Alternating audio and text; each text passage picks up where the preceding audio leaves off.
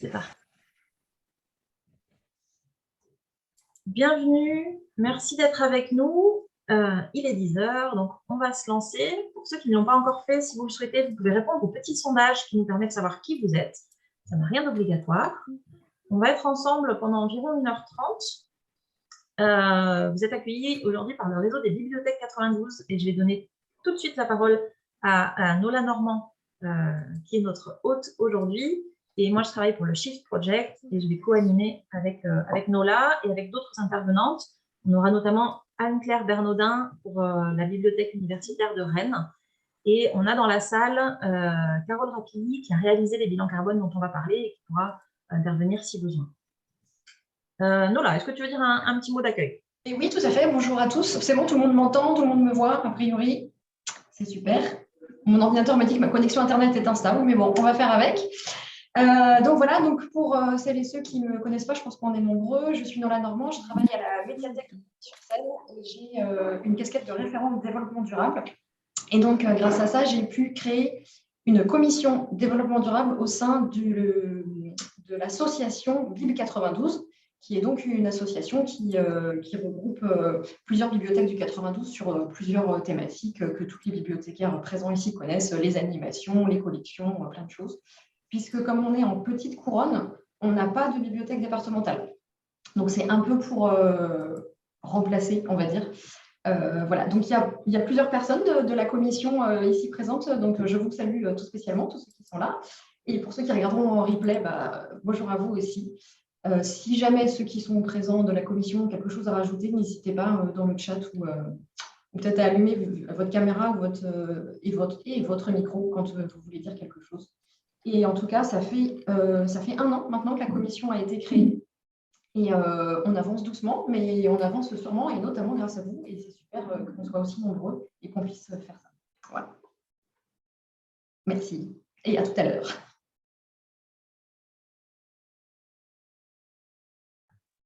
Super, merci beaucoup Nola. On vous laisse 2 petites minutes pour répondre au sondage si vous avez envie. On est 75, donc merci vraiment beaucoup pour votre intérêt.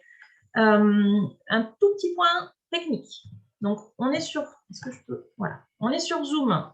Si jamais il y a des gens qui ont la chance de ne pas encore être familiers de Zoom parce qu'ils n'ont pas fait 12 millions de réunions en ligne depuis 2 ans, vous avez bien de la chance.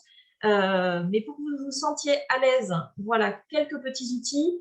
Vous avez soit en haut, soit en bas, une barre où vous pouvez activer et désactiver votre micro et votre vidéo. J'ai coupé les micros de tout le monde, juste pour pas qu'on soit gêné par des bruits parasites.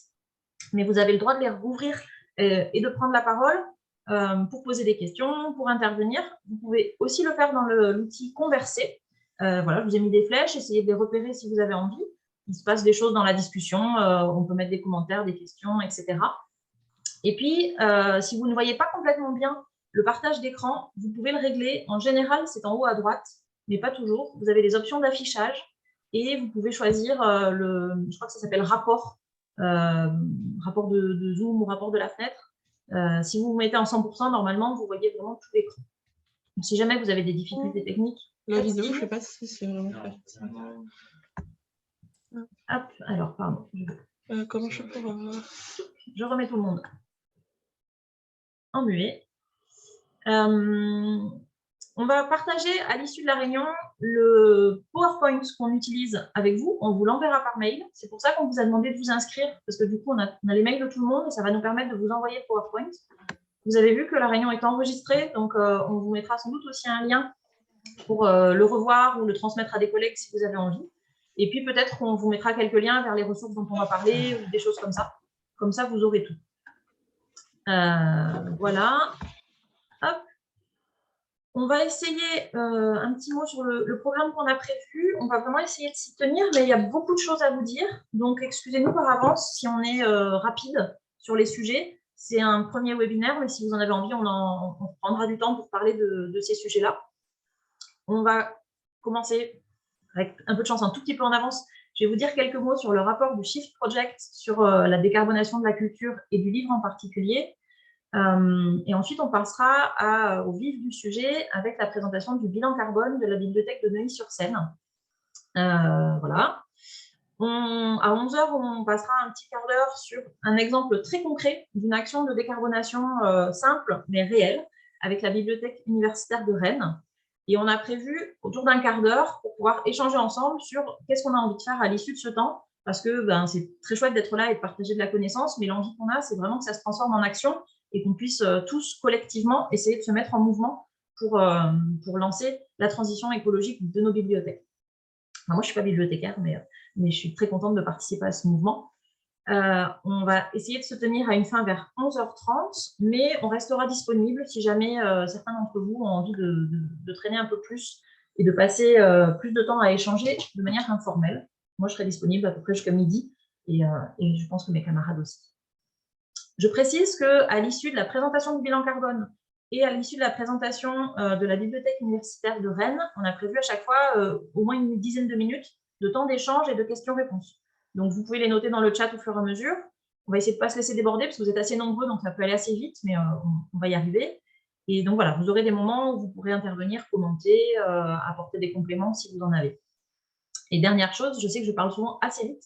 Si je parle trop vite, vous me faites signe dans le chat ou autre, et j'essaierai de ralentir la cadence. Ce que je vous propose, c'est d'essayer les uns et les autres de couper au plus possible les vidéos, parce que ça permet de limiter la quantité de données échangées et donc les émissions de gaz à effet de serre associées. Ceci dit, peut-être que les personnes qui parlent pourront garder leur vidéo ouverte parce que c'est quand même plus sympa. Et vous, si vous avez envie, peut-être que 3-4 personnes régulièrement remettent la vidéo pour qu'on n'ait pas l'impression de parler juste à un écran et qu'on voit quelques visages, ça peut être sympa. Donc voilà, si ça vous va, on se dit que la grosse majorité coupe les caméras et que de temps en temps, on rallume, on montre qu'on est là, qu'on ne dort pas et qu'on écoute. Ça va jusque-là? Le programme vous convient? Tout va bien, Fanny. Super. Et donc voilà, sentez-vous très libre de prendre la parole, de réagir. Je vais fermer le sondage. Merci à toutes celles et ceux qui ont répondu. Donc je vous redis que vous êtes en très grande majorité des bibliothécaires ou des médiathécaires, 71%. Nous avons 3 personnes élues ou agents de la fonction publique, 5 personnes d'organisations professionnelles de type syndicat, structure régionale du livre, etc. Et 11 personnes qui s'identifient comme « j'ai vu de la lumière, je suis entrée ». C'est tous ceux qui ne rentraient pas dans ma catégorie. Donc, on a vu des enseignants-chercheurs, des personnes en coordination de réseau, etc. Une trentaine de pourcents de bibliothèques municipales, 5 personnes en bibliothèque universitaire et une grosse majorité, 60% autres. Donc, on a vu beaucoup de bibliothèques départementales. Donc, encore une fois, bienvenue tout le monde. Hop. Ah ben, je vous partagerai les résultats après si je peux. Alors, j'attaque tout de suite avec un mot sur le rapport du Shift Project qui s'appelle « Décarboner la culture ».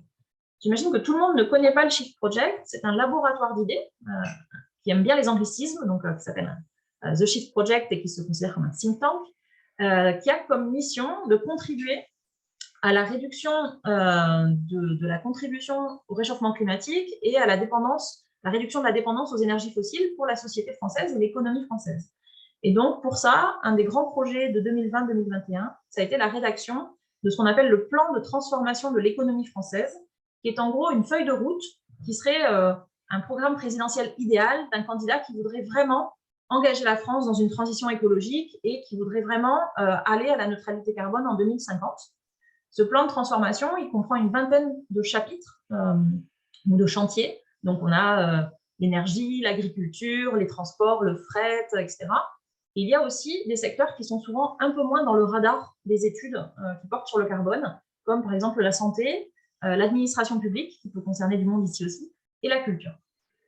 Le rapport final pour la culture est sorti fin novembre et il comprend 4 chapitres, le spectacle vivant, le livre et l'édition, le cinéma et les arts visuels, donc musées, expositions, etc.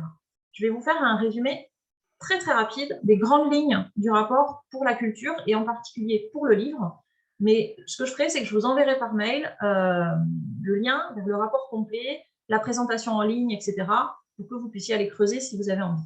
Donc, je vais être assez superficielle forcément parce que pour le livre, je crois qu'il y a une centaine de pages. Je vais vous la faire en 4 minutes. Donc, on va aller vraiment à la substantifique moelle. Je ne vais pas rappeler les enjeux du réchauffement climatique, parce que je pense que si vous êtes là, c'est que vous êtes convaincus que le réchauffement climatique existe, que c'est un vrai problème et qu'il faut qu'on fasse quelque chose. Je vais partir de l'idée que ça, c'est acquis et aller directement à, OK, qu'est-ce qu'on fait?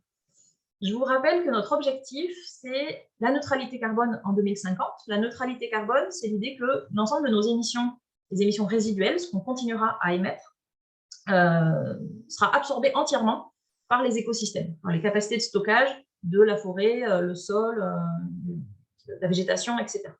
Et pour ça, pour atteindre cet objectif en 2050, cela demande à la fois de réduire de 80% l'ensemble des émissions de gaz à effet de serre actuelles, donc c'est une division par 5 ou 6 dans les moins de 30 ans qui restent, c'est immense, hein, la marche est vraiment immense, et en même temps, il va falloir doubler les capacités de stockage des écosystèmes. J'insiste un peu là-dessus parce qu'on dit souvent, non mais c'est pas grave, je prends l'avion, mais je compense en plantant des arbres.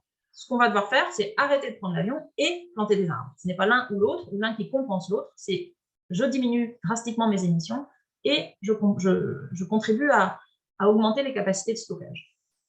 Voilà, vous m'arrêtez hein, s'il y a des choses qui ne sont pas claires. Alors, la culture dans tout ça, c'est un secteur qui a parfois un peu tendance à se considérer comme absent de ce problème. C'est-à-dire, si je prends le bilan carbone de la France et si je regarde comment sont réparties les émissions, je vais trouver du transport, de la fabrication d'énergie, des travaux, du bâtiment, de l'alimentation. Je ne vais pas trouver un onglet culture, tant de pourcents des émissions. Cependant, je pense que vous serez d'accord avec moi pour dire que la culture, ce n'est pas juste une activité immatérielle et qu'on utilise pour nos activités des bâtiments, du transport, de l'énergie, et que donc la culture ne peut pas se considérer comme totalement à l'extérieur des questions énergie-climat. On peut se dire, oui, mais un, c'est un secteur qui est très important, qui a un impact positif sur la société, etc. Et deux, c'est marginal. Alors, pourquoi pas? On peut avoir cette position-là. Ce que je vous propose quand même de se dire, c'est que même si on ne souhaite pas prendre en compte l'idée que la culture contribue au réchauffement climatique, on peut voir l'autre versant de la pièce, qui est de dire, OK, mais est-ce que la culture est ou n'est pas dépendante des énergies fossiles? Aujourd'hui, en gros, les énergies fossiles, c'est 80% de l'énergie qu'on utilise, y compris dans la culture. Et ces énergies fossiles, par définition, elles sont en quantité limitée et leur disponibilité et le fait qu'elles soient peu chères, ce sont des choses qui vont évoluer très fortement, de manière probablement très défavorable, puisqu'il y aura de moins en moins d'énergie, dont la disponibilité est limitée. Et ça veut dire que notre secteur est exposé à des risques. Si on n'est pas conscient du fait qu'on est dépendant de quelque chose, que ce quelque chose, il est possible qu'on l'ait moins dans les années qui viennent, on n'est pas prêt. Et si on n'est pas prêt, le jour où effectivement l'énergie est moins disponible, on n'a pas anticipé et le risque est plus grand. Donc, le cœur du travail du Shift Project, c'est pas de dire les émissions de gaz à effet de serre, c'est mal, donc la culture, c'est mal, donc il faut arrêter les activités. Vraiment, ce qui nous anime, c'est de dire, nous, on souhaite profondément, et au sein du groupe culturel, on est tous des professionnels de la culture, on souhaite profondément que la culture continue à exister de manière riche, de manière diversifiée, etc. Et pour ça, on veut que la culture s'empare de ces sujets pour être prête à faire sa transition, parce qu'on a besoin qu'elle continue à être. Pour faire très très court, je dirais que les principales préconisations pour l'ensemble du secteur de la culture qu'on peut faire, c'est de dire qu'il faut commencer par former tous les acteurs. Et si vous n'êtes pas d'accord avec ça, je vous invite à le dire dans le chat parce que ça m'intéresse. Mais ce qu'on constate quand même, c'est que les professionnels de la culture aujourd'hui, très largement, ne sont pas du tout formés aux enjeux énergie-climat. Ça ne fait pas partie de la formation initiale et il y a souvent très peu d'offres en formation professionnelle ou en formation continue. Donc pour nous, c'est un levier très important et ça va nécessiter derrière des politiques publiques, nationales, mais aussi régionales, ambitieuses sur ces sujets. Alors, je vais vous donner les grandes lignes du rapport sur la partie livre et édition. Pour ce travail, on est parti du peu d'informations qui étaient disponibles, qui était le bilan carbone du groupe Hachette. Donc, c'est un bilan carbone qui va de la fabrication du papier, donc vraiment de l'exploitation forestière même, jusqu'à la porte du point de vente, jusqu'à la porte du libraire, donc une fois que le livre est arrivé chez le libraire ou en grande surface, etc. Ce bilan carbone, il dit qu'en moyenne, un livre qui arrive à la porte d'un libraire a émis autour de 1 kg d'équivalent CO2 et que c'est réparti de la manière que vous pouvez voir, où en gros, la plus grande part des émissions vient de la production. Le papier, très très émetteur, l'impression, et puis on va retrouver du fret, le transport de matières premières, le papier, l'arbre, etc., le transport de produits finis jusqu'au lieu de stockage, puis le transport du lieu de stockage vers le libraire. Ces 3 points-là, ça représente 75% des émissions pour un éditeur. Le travail qu'on a fait, un des travaux qu'on a fait, ça a été de rajouter là-dessus l'évaluation du bilan carbone du libraire, qui est une part essentielle de la commercialisation. Alors, c'est un travail qui n'est pas du tout exhaustif. Il manque Amazon, il manque les grandes surfaces, etc. Mais je vous donne ce qu'on a aujourd'hui. C'est un travail qui se continue aussi. Donc, on a rajouté la librairie. D'un point de vue du bilan d'émissions par livre, selon le type de librairie, on était tout à l'heure à 1 kg pour un livre qui arrive à la librairie. La vie de la librairie et le déplacement des clients, on va rajouter quasiment 1 kg. On va être, selon le profil de librairie, entre 1,8 kg et on peut monter jusqu'à 3 kg. Ce qui va faire le gros de la différence, ça va être les déplacements des clients. On a été assez étonnés de voir que ça pesait très lourd dans le bilan carbone. Donc, vous voyez qu'en gros, la partie de la vie de la librairie plus les déplacements des clients, ça va représenter 40% du bilan carbone d'un livre commercialisé en librairie. Je ne rentre pas dans les détails. Une fois qu'on avait ça, on s'est demandé, OK, quelle est notre stratégie pour décarboner? Puisqu'on s'est, vous vous rappelez, objectif, moins 80%. Donc, comment je passe de mes 2 kilos à une part résiduelle autour de 400 grammes? Il y a plein de leviers d'action, je ne rentre pas dans le détail, mais on pourrait mieux éco-concevoir les livres, changer les choix de papier, on pourrait relocaliser l'impression, ça se fait souvent très loin, on pourrait pas facilement, mais on pourrait se donner comme objectif de diviser les distances par 2, de supprimer tout le fret aérien, il y a encore trop de livres transportés par avion, et travailler avec les clients pour qu'ils diminuent le kilométrage qui est fait en voiture pour venir acheter des livres. L'ensemble de ces mesures, on estime le potentiel de réduction, on va dire, autour de 15%.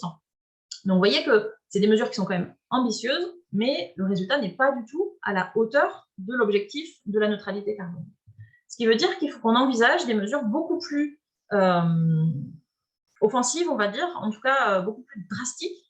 Et l'idée qu'on propose, c'est de se dire, aujourd'hui, en gros, quand on imprime 100 livres, on va en vendre 80. Les 20 restants partent au pilon pour 14, et puis les 6 suivants vont être stockés, etc.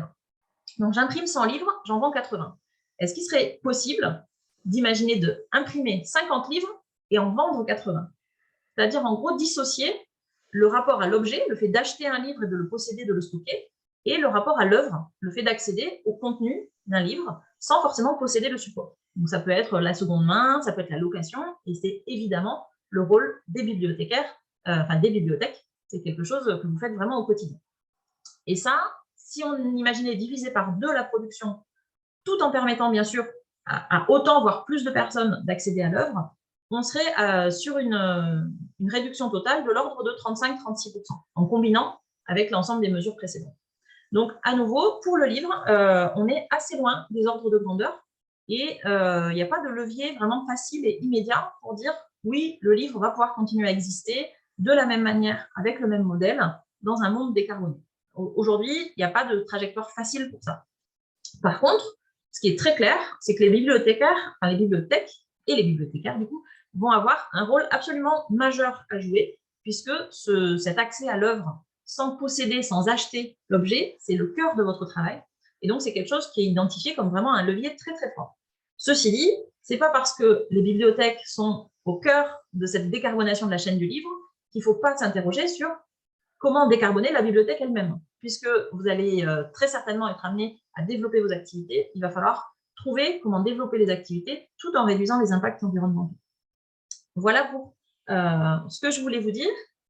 Et ce que je vous propose, c'est de rentrer tout de suite dans une étude de cas très concrète. Donc, dans le cadre de l'étude du Shift, on a réalisé, donc ce sont des bénévoles, des shifters, l'association qui soutient le Shift Project, qui ont réalisé le bilan carbone de la bibliothèque municipale de Neuilly-sur-Seine, qui s'est portée volontaire pour faire ce travail. Et je remercie à la fois l'équipe des shifters, notamment Carole Rapilly, qui a piloté complètement ce travail, et l'équipe de la bibliothèque de Neuilly, parce qu'ils vont vous expliquer que ça a représenté du travail pour eux.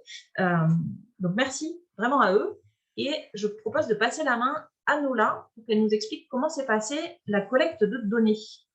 Puisque une part essentielle du bilan carbone, c'est de pouvoir mesurer très précisément tout ce qu'on fait, tout ce qu'on achète, tout ce qu'on brûle comme énergie pour une bibliothèque. Et ensuite, nous, on va passer ça à la moulinette d'un tableau Excel pour le convertir en émissions de gaz à effet de serre. Ok, eh bien, rebonjour tout le monde. Il y a déjà des questions qui arrivent, je pense qu'on répondra après. Du coup, tu peux passer au slide d'après, peut-être, en fait, comment ça s'est passé. Donc moi aussi, je précise que comme Fanny, j'ai tendance à parler vite. Donc n'hésitez pas, pareil, surtout toi Fanny, que je vois, à me faire un petit signe peut-être pour ralentir. Ou sur le chat. Voilà. Donc la première chose qu'on a fait, c'est donc grâce à Fanny et Carole Rapilly, on a pu faire ce slide que vous voyez là, avec, alors je dis on, avec Geneviève Tom, qui est la directrice de la médiathèque de Neuilly-sur-Seine et d'autres choses, d'autres services sur Neuilly-sur-Seine, et moi-même. On n'a été que deux, en fait, sur toute l'équipe à gérer ça. Donc on est parti d'un modèle, de ce modèle fixe, j'ai envie de dire, que vous nous avez donné, et on a vu qu'est-ce qui, pour nous, était inclus. Donc, par exemple, la centrale et l'annexe, puisque nous, on a 2 sites sur la bibliothèque. Donc, du coup, c'était intéressant. On a des transports, donc voilà. Donc, tout ça, c'est ce qu'on a pu, ou ce qu'on a essayé, en tout cas, de comptabiliser. Comment ça s'est passé? Donc, effectivement, on a été 2 à s'en occuper et donc on s'est tout bêtement réparti le travail. Geneviève Tom s'est occupée notamment de tout ce qui était données énergétiques et de tout ce qui est bilan comptable, les achats, les inscrits, les données de prêt. Tout ça, ce sont des choses qui sont plutôt faciles à avoir. Enfin, en tout cas, la partie bilan comptable, puisque arrêtez-moi si je me trompe, mais tous les bibliothécaires présents, normalement, c'est des chiffres qu'on a tous les ans, qu'on transmet tous les ans aux directions, voire même au ministère de la Culture parfois, etc. Donc ça, c'est des choses qui sont simples à avoir. Et puis moi, je me suis occupée en fait de tout ce qui est autre, c'est-à-dire déplacement, domicile, travail, déplacement interprofessionnel et tout ce qui concerne aussi les ordures, parce que ça, c'est quelque chose qui rentre en compte aussi. Donc, qu'est-ce qui a été facile et qu'est-ce qui a été difficile?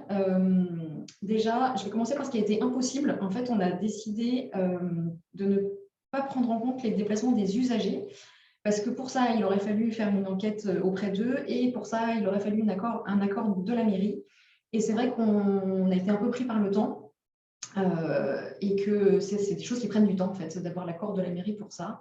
Et on est parti du principe qu'on ait un service de proximité dans une banlieue très proche de Paris où il n'y a pas beaucoup de place pour se garer et que 95% de nos usagers viennent à pied, en vélo ou en trottinette. C'est un peu, c'est une estimation, mais qu'on voit quand même au quotidien. Après, pour tout ce qui était de ma partie, je vais commencer par ma partie, puis ensuite je vais faire la partie de Geneviève. C'était pas difficile en soi de récupérer les données de domicile, de trajet domicile-travail de tous les collègues, des kilométrages parcourus entre la centrale et l'annexe, parce qu'en fait, on sait qui habite où, on sait qui vient comment, on sait que nos transports se font 2 fois par semaine, on sait où se trouve le garage dans la ville. Après, c'est un peu fastidieux parce que c'est beaucoup de multiplication. Voilà, c'est beaucoup de multiplication, aller chercher, il faut quand même aller chercher le kilométrage entre la ville du collègue et ici, etc. Donc, c'est pas super long non plus, mais voilà, il faut prendre le temps de faire ça et c'est un petit peu fastidieux.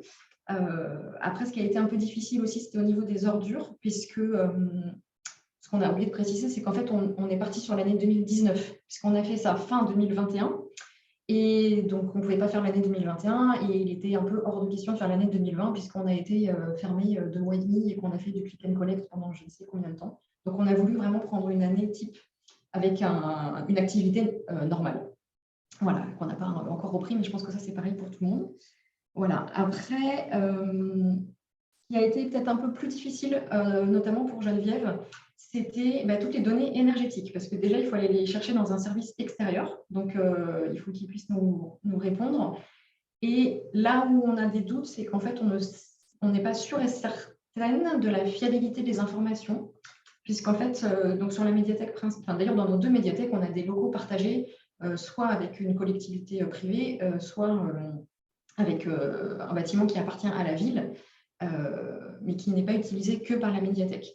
Et du coup, on ne sait pas comment les données qu'ils nous ont données ont été calculées. Est-ce que ça a été du prorata par rapport au métrage de la médiathèque, ou est-ce qu'ils nous ont donné carrément toutes les données de tout, parce que la médiathèque est dans un hôtel particulier, donc est-ce qu'ils nous ont donné les données énergétiques de tout cet ensemble qui techniquement ne fait pas partie de la médiathèque? On ne sait pas encore, mais on espère bien le savoir.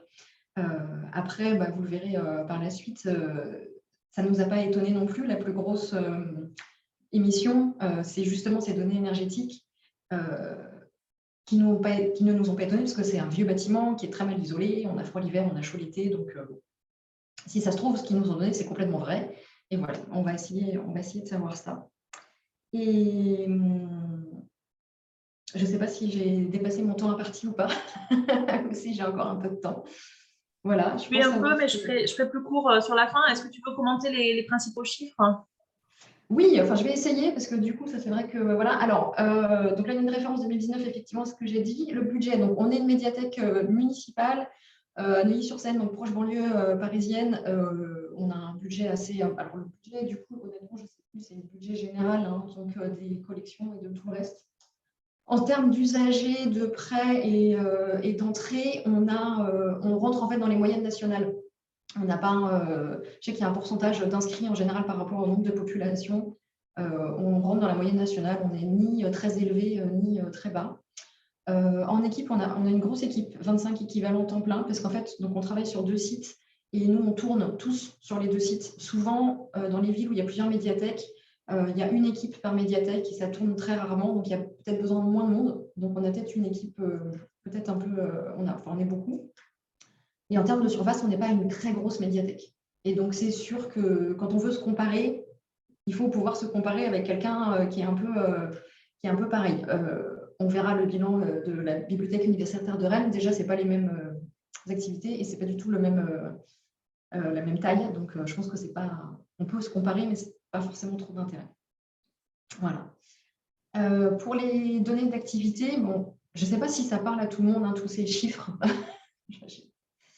Mais la consommation énergétique, donc effectivement, on a donc la médiathèque centrale qui date des années 70, qui est très, très mal isolée. Et l'immobilisation, effectivement, en fait, on a déménagé en 2018 et du coup, tout notre parc informatique a été renouvelé. Donc forcément, sur l'année 2019, ça a augmenté. Ça a augmenté cette partie-là en fait, du bilan carbone. C'est sûr que si on fait notre bilan carbone dans 2 ans, normalement, ça, c'est moins pris en compte. Voilà. Pour le reste, que puis-je dire? Sur les achats, le fret, les services, bon, ça, c'est un peu propre à chaque médiathèque, à chaque collectivité aussi, parce que ça dépend. Il y a des collectivités qui travaillent beaucoup en réseau, donc c'est encore différent. Et après, je pense que pour les déplacements domicile-travail, on est dans la moyenne de la banlieue parisienne. On est très, très peu à venir en voiture. Depuis les grèves, il y en a de plus en plus qui viennent en vélo. C'est pareil, s'il y a des bibliothèques, j'imagine que les bibliothèques en Bretagne, c'est un peu plus, c'est différent forcément. C'est pareil, il faut pouvoir comparer ce qu'on peut comparer. Et puis les déplacements professionnels, c'est notamment effectivement en fait 2 fois par semaine, on a ces navettes entre les 2 sites, voilà, qui partent de leur garage dans la ville, qui viennent à la centrale, qui repartent à l'annexe, qui reviennent à la centrale et qui repartent dans leur garage, et qui font ça 2 fois par semaine, 52 semaines par an. Donc forcément, ça prend 1000 km voilà, sur l'année. Et nous, on se déplace beaucoup. On est des médiathécaires qui se déplacent beaucoup dans la ville, en fait, parce qu'on ne peut plus trop recevoir, pour d'autres raisons, des groupes hors Covid. Même avant le Covid, on ne recevait plus trop de groupes. Donc, on se déplace beaucoup dans les crèches, dans les écoles, dans les EHPAD, dans les IME. Et on le fait beaucoup à pied, parce que c'est une ville qui le permet aussi. Et un peu en bus, parce que parfois, c'est aussi une ville qui en a besoin. Donc, c'est pour ça qu'on a quand même des déplacements professionnels en transport en commun. Et une dernière chose qui, je pense, n'apparaît pas là, qui était dans les choses un peu compliquées à avoir, parce qu'on a pris en compte aussi les déplacements professionnels, donc des intervenants qui viennent à la médiathèque faire des spectacles, faire des conférences, etc. Et le lieu de départ qu'on a pris, c'est le lieu qui apparaît sur le contrat. Sauf qu'en fait, on ne sait pas si c'est l'adresse de la compagnie ou si c'est l'adresse personnelle de la personne qui est venue.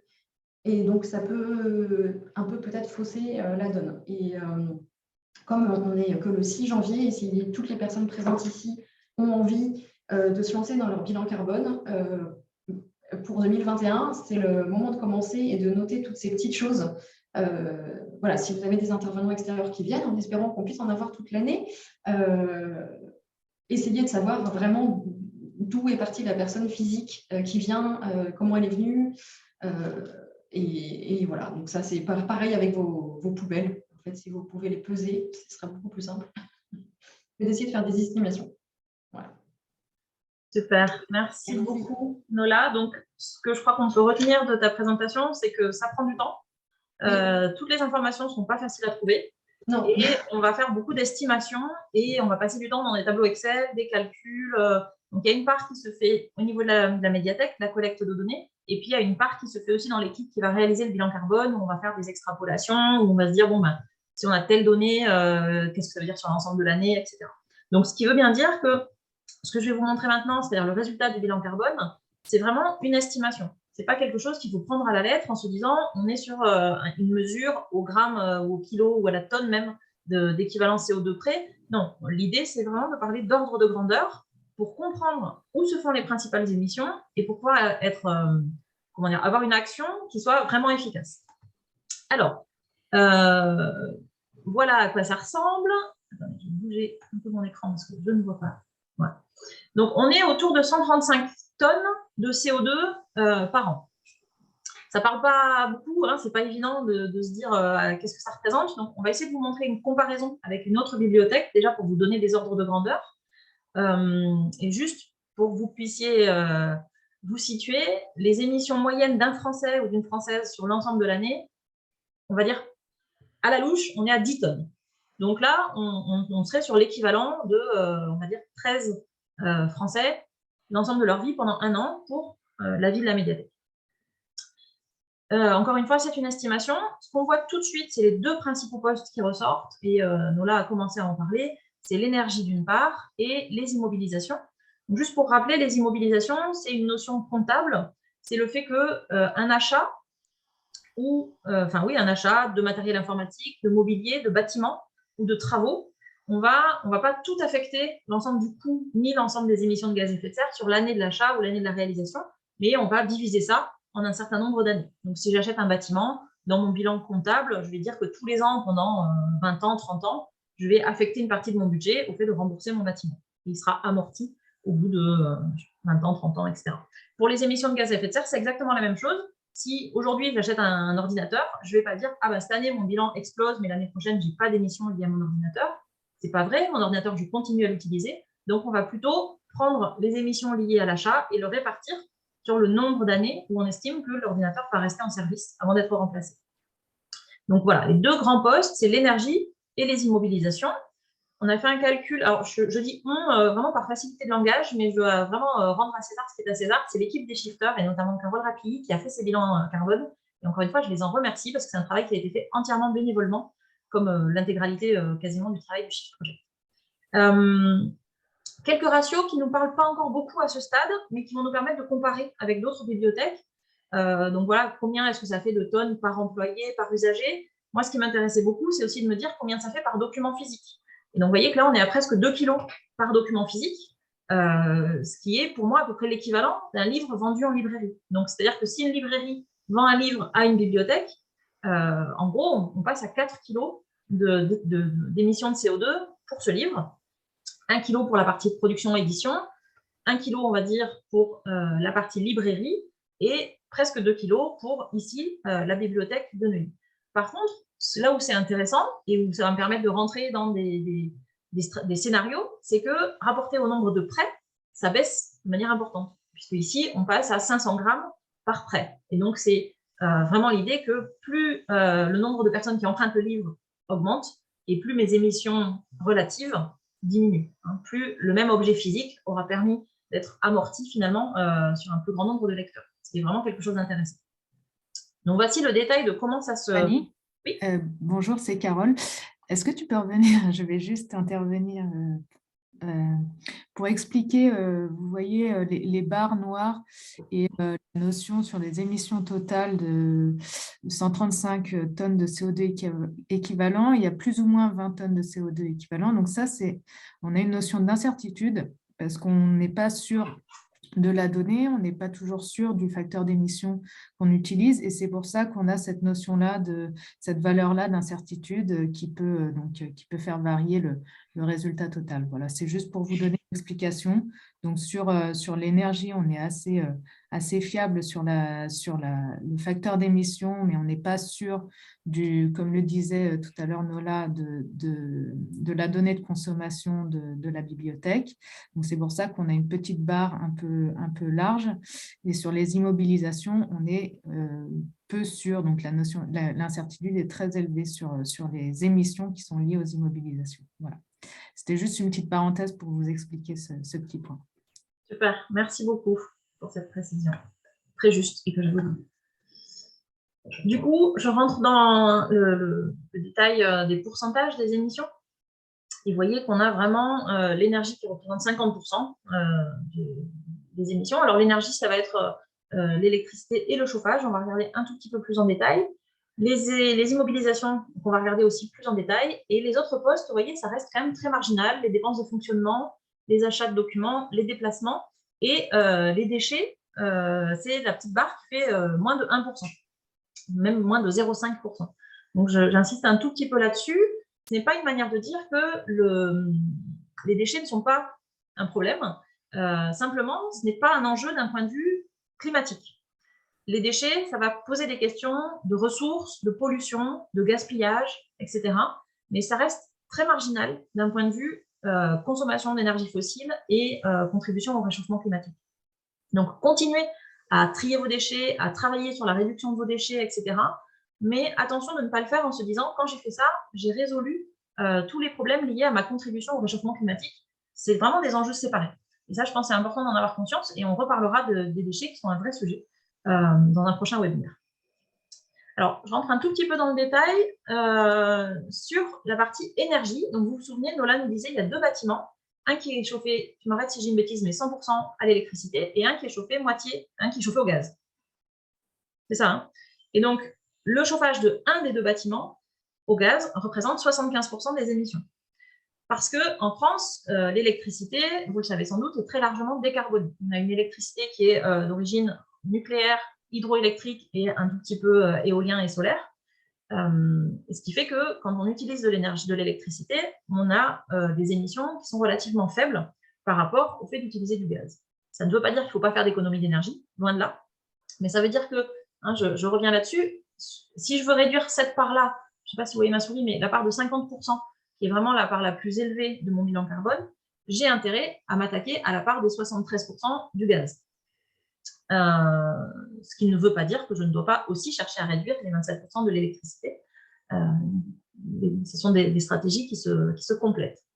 Si je regarde le détail des immobilisations, ici, c'est exactement ce que disait Nola. Une grosse partie du matériel informatique a été renouvelé dans les années qui précèdent le bilan, donc amorti sur plusieurs années. Et on a aussi l'amortissement des travaux de rénovation et de l'achat de nouveaux mobiliers. Donc, à nouveau, là, si je veux agir sur ces postes-là, c'est intéressant de savoir que les ordres de grandeur me disent que ce sont des postes vraiment importants et prioritaires. Typiquement, sur le matériel informatique, une manière très simple et pas coûteuse de réduire l'impact, c'est de faire durer le matériel plus longtemps. De même pour les travaux de rénovation et pour le mobilier. Si au lieu de l'amortir sur 3 ans, je l'amortis sur 4 ans, je diminue d'autant mes émissions. Ça va, vous me suivez juste là? Ouais. Alors, juste, si je reviens sur mon... Ici, par exemple, sur les consommations énergétiques, etc., on a des consommations par mètre carré et ce n'est pas forcément évident de savoir à quoi ça correspond. Donc, d'abord, on va en reparler après, mais peut-être qu'un travail qu'on pourrait faire collectivement, c'est d'aller mesurer dans plus de bibliothèques pour pouvoir comparer. Et puis, je vais vous donner tout de suite la comparaison avec une autre bibliothèque, qui est une bibliothèque universitaire. Donc, on n'est pas du tout sur le même profil de bibliothèque. Vous voyez qu'en termes de surface, on passe de 1500 à 16 000 mètres carrés. C'est une grande bibliothèque universitaire avec 70 équivalents temps plein, beaucoup moins de documents physiques et beaucoup plus de documents en ligne. Fanny, si je peux nuancer, en fait, c'est beaucoup moins de documents physiques prêtés, parce qu'il y en a beaucoup plus dans les rayonnages. D'accord, très bien, merci. Et aussi sur les entrées, c'est des visiteurs réels, c'est-à-dire la même personne peut rentrer 5 fois, 10 fois dans la journée, mais on a fait un ratio sur l'équivalent de visiteurs uniques, si vous voulez. Très bien, merci beaucoup. Ce qui nous donne, pour une bibliothèque qui fait 10 fois la surface de la bibliothèque de Neuilly, un bilan carbone, donc avec encore des incertitudes importantes, à nouveau cette barre grise, où le plus ou moins 200 tonnes d'équivalent carbone, c'est l'incertitude qu'on a. Pour vraiment vous redire, on est sur des estimations. On est sur des émissions qui sont à peu près 5 fois supérieures à celles de la bibliothèque de Neuilly.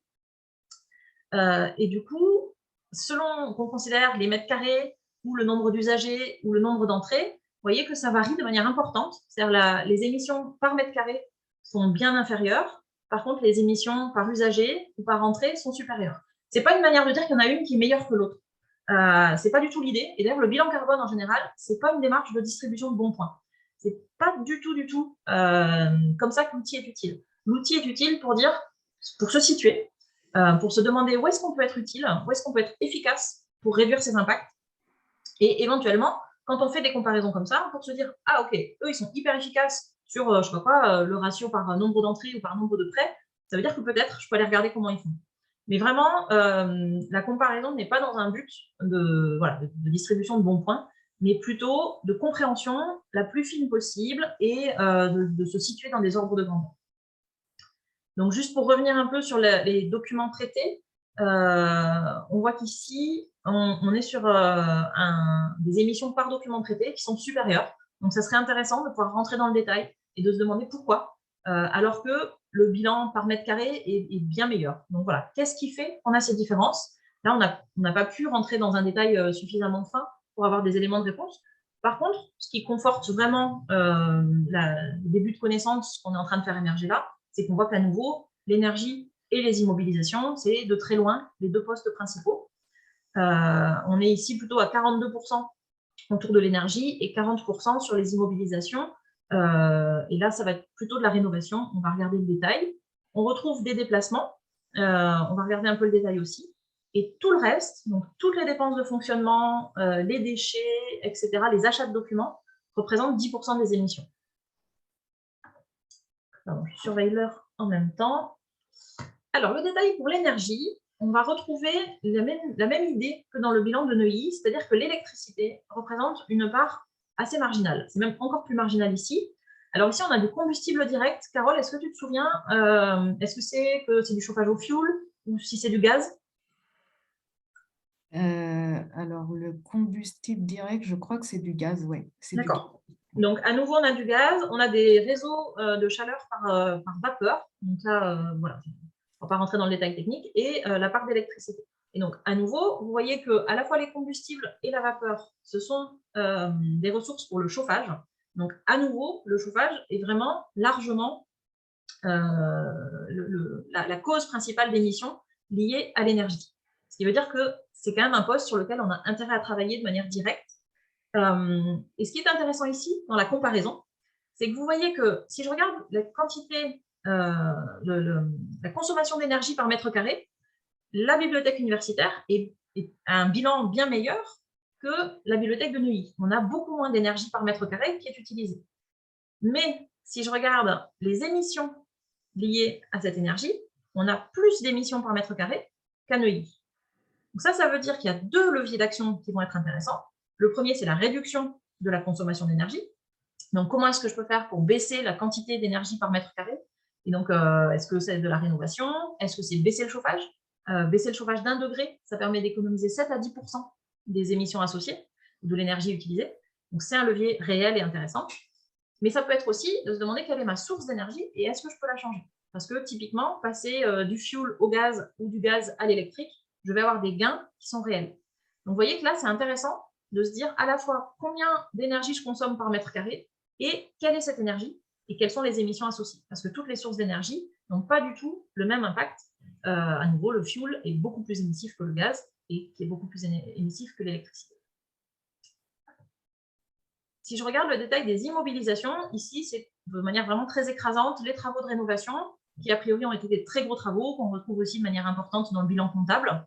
Ce qui nuance un petit peu ce que je vous ai dit juste avant. C'est-à-dire quand je dis comment on peut faire pour baisser la quantité d'énergie par mètre carré, attention à la rénovation.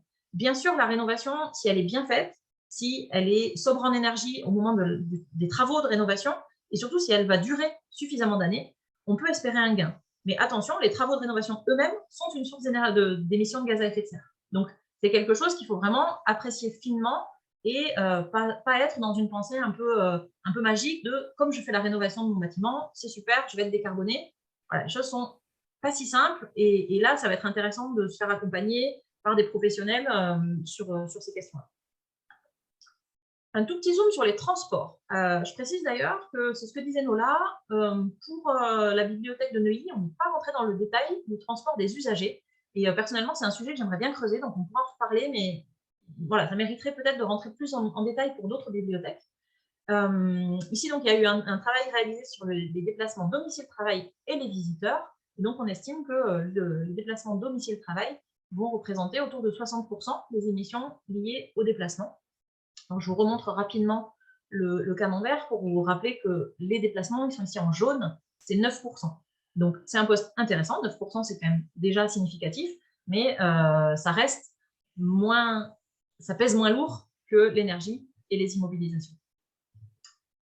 Du coup, si je résume, ce qu'on retient de ces deux premiers bilans carbone, qui à nouveau sont des estimations, des ordres de grandeur et qu'il faudrait continuer peut-être à affiner, à compléter par d'autres bilans, mais c'est que les trois cibles principales auxquelles il faudrait s'attaquer pour réduire les émissions de gaz à effet de serre, c'est donc le chauffage, les immobilisations, tout ce qui va être les travaux, la rénovation, le bâtiment. Hein, quand vous vous installez dans un nouveau bâtiment, il va y avoir des émissions associées, et tout l'équipement informatique de mobilier, et les déplacements de l'équipe, des usagers et éventuellement des intervenants. Typiquement, si vous avez un intervenant qui vient en avion, ça va d'un coup écraser le bilan carbone des déplacements de manière importante. Donc, c'est des points sur lesquels il sera intéressant de cibler son travail. Et du coup, on a une bonne dizaine de minutes pour prendre, si vous le souhaitez, des questions, des commentaires. Et je vais regarder si on en a dans le chat. Il y a déjà une question sur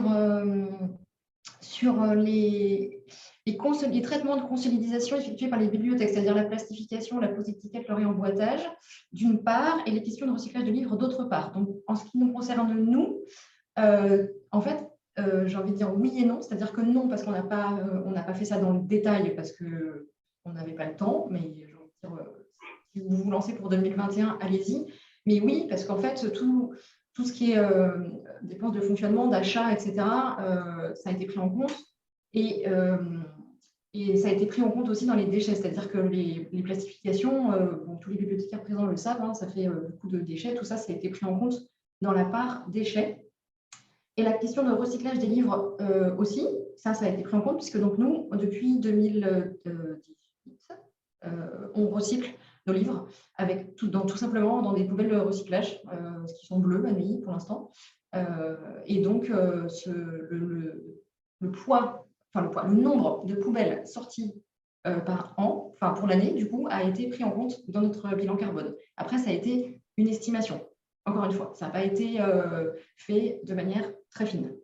Voilà, pour la première. Si je peux ajouter un commentaire, en BU, tout ce qui est plastification, c'est quasi totalement abandonné. D'accord, ok. C'est intéressant à savoir. Je pense que ça, c'est... Mais on en reparlera peut-être dans le webinaire du mois prochain. Oui, ben exactement, c'est tout à fait ça, et c'est ce que j'essayais de vous dire tout à l'heure, c'est que, excusez-moi, c'est que les déchets, c'est un vrai sujet important, mais ce n'est pas un sujet d'un point de vue climatique. Voilà. Et donc, séparons les enjeux. Si vous voulez limiter votre contribution au réchauffement climatique, il faut travailler sur le chauffage, sur les immobilisations et sur les déplacements. Par ailleurs, il faut travailler sur les déchets, mais pour d'autres sujets. Alors, et on a prévu un webinaire là-dessus, effectivement. Alors, il y a une deuxième question. Est-ce que l'activité numérique de la bibliothèque est prise en compte dans le bilan carbone? Oui, tout à fait. Oui, et ça, pour le coup, ça a été pris en compte de manière plus fine, puisque c'est des chiffres qu'on a plus facilement, en fait, au final. Voilà. Et je confirme pour avoir échangé avec Carole, si tu as envie de prendre la parole, n'hésite pas. Hein. Je sais que Carole est vraiment rentrée dans le détail de se dire, OK, les films en streaming proposés par la bibliothèque numérique, le stockage des documents, les emprunts de e-book, etc. Oui, ça a été pris en compte. C'est encore très difficile, en fait, d'avoir des facteurs d'émission fiables sur les émissions liées au numérique. Mais en l'occurrence, dans le numérique, il y a effectivement tous les serveurs, l'énergie consommée, mais il y a également les postes de consultation. Donc, on a pris en compte, donc ça apparaît plutôt dans les IMO, les ordinateurs, les postes de lecture, on va dire, qui sont supportés par les bibliothèques au niveau, donc dans le bilan carbone. Et au niveau des achats, on a pris en compte les données. Donc l'impact des données, ça reste négligeable par rapport aux biens physiques, on va dire. Mais par contre, ce qui n'a pas été pris en compte, c'est les équipements informatiques des usagers chez eux qui ont la possibilité également de consulter les données ou les documents numériques depuis chez eux. Carole, est-ce que vous pourriez aussi préciser côté BU comment ça a été calculé, parce que l'activité numérique est beaucoup plus importante en BU? De la même façon, tous les équipements informatiques ont été comptabilisés dans la partie IMO. Là, effectivement, on a beaucoup plus de consommation, parce qu'on est de souvenir, on était à 2 téraoctets de consommation annuelle. Donc, ont été pris également en compte là au niveau des achats de documents. Je vois qu'il y a d'autres questions. Alors, je vais en prendre une ou deux. Une question sur le fait que de passer à l'électrique, de passer du gaz à l'électrique, ça veut dire produire plus de déchets nucléaires. Oui, évidemment. Du coup, c'est pour ça que j'ai vraiment mis en premier le fait de réduire les consommations. Et donc, ça peut passer par des changements d'habitude. Donc, ça peut passer par la rénovation, mais ça peut passer par des changements d'habitude en termes de thermostat, tout simplement. Et on entend... Enfin, j'ai entendu cette comparaison que je trouve intéressante, qui est de dire que c'est beaucoup plus facile d'isoler une personne que d'isoler un bâtiment. Donc, c'est plus facile, moins coûteux, ça va plus vite de mettre un pull que de refaire toutes les fenêtres ou tous les murs. Mais effectivement, il n'y a pas de solution simple, rapide, pas chère et à l'identique pour réduire de 80% nos émissions. Ça va demander des changements importants de nos habitudes individuelles et collectives. Et donc, pour répondre à la question précisément, effectivement, quand je consomme de l'électricité, j'émets peu d'émissions de gaz à effet de serre. Donc, c'est un peu le sujet d'aujourd'hui, c'est de dire comment est-ce que je décarbone. Donc, c'est vertueux, on va dire, d'un point de vue, ou en tout cas, c'est pas trop nocif d'un point de vue des émissions de gaz à effet de serre et du réchauffement climatique. Ceci dit, l'électricité, c'est de la production de déchets nucléaires. Effectivement. Et même si on met de côté cette question du nucléaire, on peut se dire aussi que toute l'électricité qu'on ne va pas utiliser pour se chauffer, etc., pourra être utilisée pour décarboner d'autres secteurs. On a besoin d'électricité pour décarboner la mobilité, par exemple, pour une partie des véhicules électriques, etc. Donc, évidemment, le propos n'est pas de dire on n'a pas besoin d'économiser l'électricité. Si, on a besoin d'économiser toutes les énergies d'électricité comme les autres. Il y avait une petite question sur est-ce qu'il y a des outils pour faire un auto-bilan? Alors, aujourd'hui, ça n'existe pas. Par contre, on va peut-être vous proposer tout à l'heure de réfléchir, est-ce qu'on peut ensemble essayer de s'organiser pour aller faire un peu de collecte de données et pour se donner des ordres de grandeur. Aujourd'hui, ça n'existe pas à ma connaissance, un outil d'auto-bilan qui soit gratuit et accessible, mais peut-être, Carole, je sais pas si tu en connais pas. Moi, j'en connais un, mais pour les labos d'université. Ok. C'est le CNRS qui a bricolé ça. Ok, peut-être on pourra mettre le lien dans ce qu'on enverra. Ça marche. Après, non, j'en connais pas. Juste, je voudrais rappeler que le fait de faire un bilan carbone n'a aucun impact sur vos émissions. C'est-à-dire, faites des bilans carbone, c'est très bien, Carole en fait, moi j'en fais, on est les premières à dire que ça peut être utile. Mais si vous avez peu de temps et peu d'argent, il vaut mieux mettre ce temps et cet argent sur des actions de réduction des émissions que sur du bilan carbone. Faire un bilan carbone, ça ne réduit pas vos émissions. Ça les mesure, c'est tout. Voilà. Donc, on n'a pas forcément... L'idée du webinaire aujourd'hui, c'est vraiment ça, c'est de partager les ordres de grandeur pour que normalement, là, vous ressortez et vous savez que ce que vous avez à faire en priorité, si vous avez peu de temps et peu d'argent, c'est trouver comment consommer moins de chauffage et réduire les consommations énergétiques et faire durer plus longtemps les immobilisations. Et si vous faites ça, vous serez efficace, vous serez dans le sujet, sans avoir besoin de faire un bilan carbone complet. Après, si vous avez besoin de faire un bilan carbone, contactez Carole ou contactez-moi et ça peut se faire aussi. C'est quelque chose qui a un coût, qui demande du temps aussi. Il y avait aussi une petite question sur est-ce qu'on a des outils pour comparer le télétravail par rapport au déplacement en bureau. Pareil, Carole, tu complètes, mais à ma connaissance, ça n'existe pas. C'est tellement dépendant de la situation personnelle. C'est-à-dire, est-ce que vous faites 25 km en voiture ou est-ce que vous faites 1 km en vélo? Ça ne sera pas du tout la même chose. Et est-ce que quand vous travaillez chez vous, vous allez chauffer à 22 degrés ou à 19? Dans quelle superficie? Vous travaillez avec quel matériel, etc. Voilà, il n'y a pas, à ma connaissance, c'est un peu difficile de faire une comparaison qui serait valable pour tout le monde partout. Alors, je vois que ça partage dans le chat l'outil bilan carbone du CNRS. Merci beaucoup, Anne-Claire. Je pense que tu as déjà répondu à la question, mais toi, Carole, d'ailleurs, plutôt, quid du bilan de l'activité numérique pour consulter les ressources en ligne au-delà de la gestion du parc informatique? Donc, j'imagine que la question, c'était effectivement l'utilisation de l'outil informatique chez les usagers. Et effectivement, que ça, donc, on n'a pas pris en compte parce que c'est, en fait, pour nous, bibliothécaires, je pense que c'est quasiment impossible, en fait, ou alors il faudrait aussi faire une sacrée enquête auprès des usagers, du coup. Ouais, c'était le sens de ma question. Voilà. Et ça combinait aussi la dimension de l'activité des bibliothèques universitaires où il y a beaucoup de consultations pour les ressources en ligne. En fait. Oui. Alors, pour nous, a été pris en compte les consultations faites sur place au sein de la bibliothèque, mais pas chez les usagers, sachant que notre médiathèque numérique est assez consultée quand même. Donc, forcément, il y a de l'outil informatique derrière, mais on n'a pas pu le prendre en compte. Par contre, là, il peut y avoir un levier d'action intéressant, c'est de réfléchir où est hébergée votre activité numérique. Où sont vos data centers? Qui est votre fournisseur d'espace en ligne? Alors, ce n'est pas forcément toujours vous qui avez la main directe dessus, surtout si une bibliothèque universitaire, j'imagine que c'est au niveau de la fac, etc., ou au niveau de la mairie. J'imagine que c'est complexe, mais bon, pas plus que le chauffage ou l'isolation. Mais entre un data center qui est local, donc en France ou en Suisse, par exemple, dans des pays où l'électricité est bas carbone, et qui a fait le choix de bâtiments bien isolés ou qui n'a pas besoin de climatisation pour refroidir les data centers, et un data center qui est plus loin dans un pays où l'électricité est très carbonée, vous allez avoir un impact vraiment différent sur juste le fait d'héberger quelque part vos données et de permettre l'accès à ces données. Donc ça peut être par exemple un levier d'action sur les questions de sobriété numérique.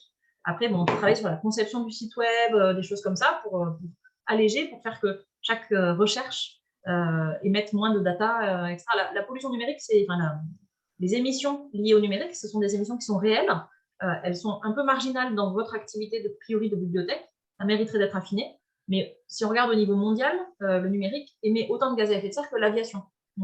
Et ça progresse très, très vite. Donc, c'est un vrai sujet, c'est un vrai enjeu. C'est effectivement un vrai sujet, un vrai enjeu. En tout cas, pour les collectivités territoriales, avoir ces informations, je ne sais pas comment faire, honnêtement. Mais justement, là où il faut qu'on réfléchisse tous, c'est que tout ça, il faut que ce soit, il ne faut pas que ce soit que la bibliothèque qui fasse ça tout seul de son côté. Il faut que ce soit vraiment un projet de la collectivité, en fait. Ça, je pense que si on veut vraiment aller jusqu'au bout des choses, il faut vraiment avoir la collectivité derrière soi et que ce soit un vrai projet qui soit soutenu et collectif. Et voilà, qui soit soutenu de la part des élus et de la collectivité en général, sinon je pense que c'est impossible. En fait. Peut-être une dernière question, on ne va pas réussir à répondre à tout, je pense, mais on essaiera de compléter aussi peut-être par mail ou après 11h30 pour ceux qui peuvent rester. Mais une question que je trouve vraiment intéressante de Stéphane qui dit, pour caricaturer, plus un document est emprunté, plus il serait proportionnellement sobre en énergie. Donc, peut-on dire pour autant que les best-sellers sont plus écologiques? Alors, il y a plein de choses dans cette question, moi je trouve hyper intéressante et qui est vraiment au cœur du travail qu'on essaie de faire au Shift Project, c'est-à-dire de dire, c'est pas parce qu'on veut baisser les émissions qu'on veut baisser la diversité éditoriale. Au contraire, on a envie de préserver le plus possible. Donc, c'est compliqué de répondre à ça en 2 minutes. Ceci dit, il y a aussi une question qui est, attention, de comparer. On peut réfléchir en valeur relative, c'est-à-dire pour chaque livre, plus il est emprunté et plus proportionnellement pour ce livre-là, les émissions sont faibles, mais ça ne change pas grand-chose aux émissions en valeur absolue. C'est-à-dire, si je continue à publier et à imprimer autant de livres, mais que je les prête plus, certes, par emprunt et par lecture, le bilan baisse, mais le bilan global, c'est le même. Et or, c'est le bilan global qui compte. Ce n'est pas le nombre d'émissions par Français qui compte, c'est le nombre total d'émissions qui compte. Donc, ce n'est pas le nombre par livre qui compte, c'est le nombre total. Donc, il faut vraiment avoir une vision, et c'est ça qui est vraiment très compliqué. Il faut réussir à avoir une vision très, très large de la question. Et ça a été évoqué tout à l'heure aussi dans les discussions. Il faut aussi se demander quel impact ça a sur la rémunération des auteurs, des éditeurs, des libraires. Si on passait sur, on imprime un livre et il est lu par 200 personnes, qu'est-ce que ça veut dire en termes de modèle économique aussi? Donc, voilà, c'est une question, je remercie pour cette question parce que ça rappelle bien qu'à la fois, on peut être le nez dans des questions très, très précises, très fines, etc. Et parfois, il faut dézoomer aussi et pas perdre de vue la direction générale qu'on a envie de prendre et les impacts associés. C'est une réponse qui ouvre plus de questions que d'autres. Je vous propose, pour essayer de tenir le timing, il est 11h02, de donner la parole à Anne-Claire Bernaudin de la Bibliothèque universitaire de Rennes 1, ou de Rennes tout court, je ne sais plus. Rennes 1, Rennes 1, parce qu'on est 2 universités à Rennes. Voilà, qui a mis en place une action réelle et concrète. C'est pas moi toute seule, c'est une petite action. Je vais commencer par juste vous présenter rapidement donc, ce qu'on appelle le service commun de la documentation de Rennes 1.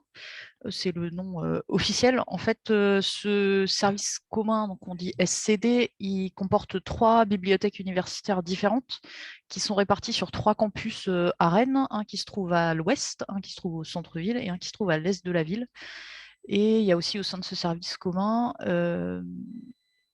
Alors, je ne vais pas démarrer ma vidéo parce que je n'ai pas de slide, Fanny. Je vais juste non, mais c'est pour qu'on te voit pas, en fait, si tu veux. Ah, ok, bah, je peux démarrer ma vidéo comme ça, voilà.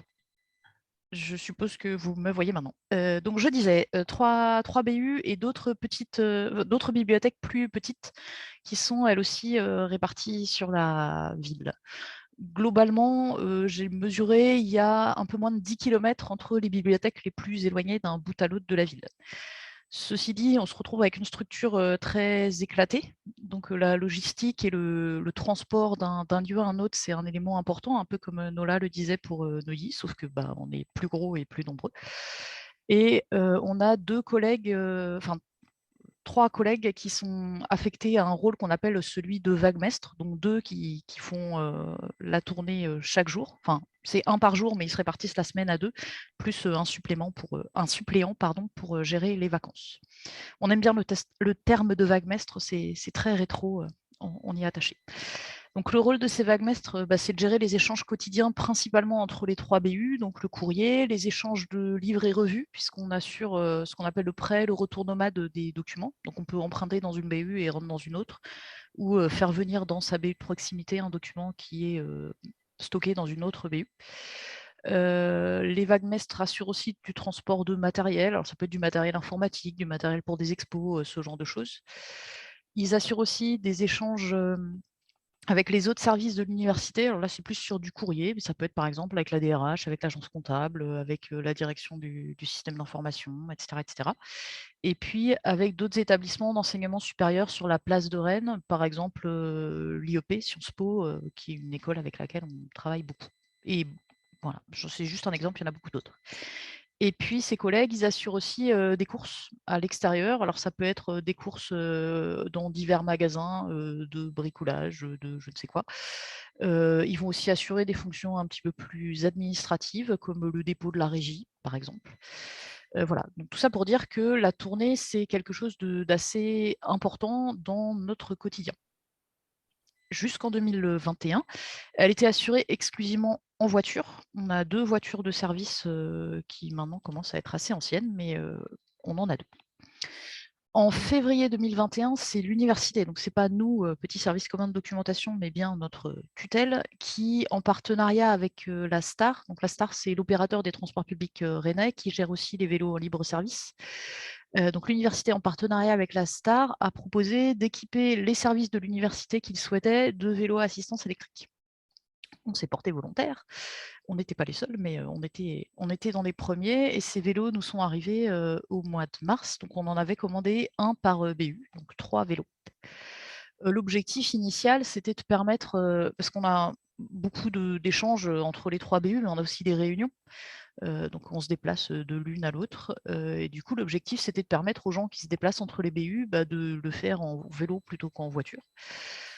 Sachant qu'il y avait déjà un certain nombre de collègues qui faisaient ces déplacements en transport en commun. On a aussi, enfin, l'université a aussi offert la possibilité d'utiliser ces vélos sur le temps du midi, par exemple, je sais pas, pour faire des courses ou aller à une activité sportive ou je ne sais quoi. Et on avait aussi la possibilité, si on avait pris le vélo pour aller à une réunion sur un autre campus que le sien, de l'utiliser pour rentrer chez soi le soir. Et la seule contrainte qui nous était imposée, c'est le port du casque et du gilet jaune. Alors voilà, ça c'était la théorie, ce dans quoi on s'était lancé. Et puis après, on est rentré dans la phase le diable se niche dans les détails. J'ai mon collègue Pascal qui est là. Tu n'hésites pas à compléter, Pascal, parce que tu étais impliqué comme moi là-dedans. On avait 3 vélos et on est 70 personnes. Donc 3 vélos sur 3 sites pour 70 personnes, elles aussi réparties sur 3 sites. Donc comment on fait pour organiser l'utilisation de ces vélos-là? On a commencé par se doter d'une charte assez simple, mais qui décrivait les règles du jeu, des trucs du genre, je prends le vélo, quand je le ramène, je m'assure qu'il est en bon état, que rien n'est crevé, je gère la charge de la batterie, etc. etc. On a créé un agenda partagé par vélo pour dire, là, je vais le réserver jeudi après-midi, donc il ne sera pas disponible pour quelqu'un d'autre. Il a fallu qu'on trouve, c'est vraiment le diable se niche dans les détails, mais un endroit pour garer chacun des vélos, ce qui, dans des bibliothèques qui ne sont pas pensées pour ça, n'est pas forcément si facile que ça. Et puis, petit à petit, ça c'est au fil du temps, on s'est rendu compte qu'il était nécessaire de compléter l'équipement du vélo. Des trucs tout bêtes, mais on n'avait pas d'antivol qui nous avait été fourni, donc un antivol c'est quand même utile, une pompe pour le gonfler, ce genre de choses. Voilà. Et puis la crise sanitaire étant là, les déplacements entre campus n'étaient finalement pas si importants. Et au final, ce sont nos vaguemestres qui se sont emparés des vélos électriques. Donc je vous ai dit, ils sont 2, ils sont chacun sur 2 campus différents. Alors ça a commencé par l'un des 2 qui est déjà un grand cycliste devant l'Éternel, et puis son collègue a enchaîné. Et le bilan pour eux, c'était une tournée qui est globalement beaucoup plus agréable, parce qu'être sur un vélo, surtout quand il fait beau, c'est un peu plus agréable que d'être dans un vieux Kangoo tout pourri dans les bouchons. Globalement, la tournée était plus rapide. Ça, c'est vraiment un truc qui m'a surpris, parce que Rennes est une ville vraiment bien cyclable, bien équipée, et du coup, il y a des choses genre les sens interdits accessibles au vélo, les tours à droite accessibles au vélo, au feu rouge, ce genre de choses fait que on peut aller plus vite. Et puis l'accès à certains sites est beaucoup plus facile en vélo, c'est beaucoup plus facile de se garer en vélo qu'en voiture. Du coup, la tournée entre tous les sites, par défaut, aujourd'hui, se fait à vélo. Et alors là, je vais finir par des petites nuances. Les vaguemestres ont vraiment adopté les vélos à assistance électrique, les autres collègues, moins. Je connais, alors moi, je l'utilise de temps en temps en complément du mien. J'ai une autre collègue qui l'utilise régulièrement. Les autres collègues s'en sont assez peu emparés, mais voilà, il faut tempérer ça avec la crise sanitaire, parce qu'on réunionne beaucoup en visio et beaucoup moins en physique. Donc peut-être que c'est quelque chose qui évoluera.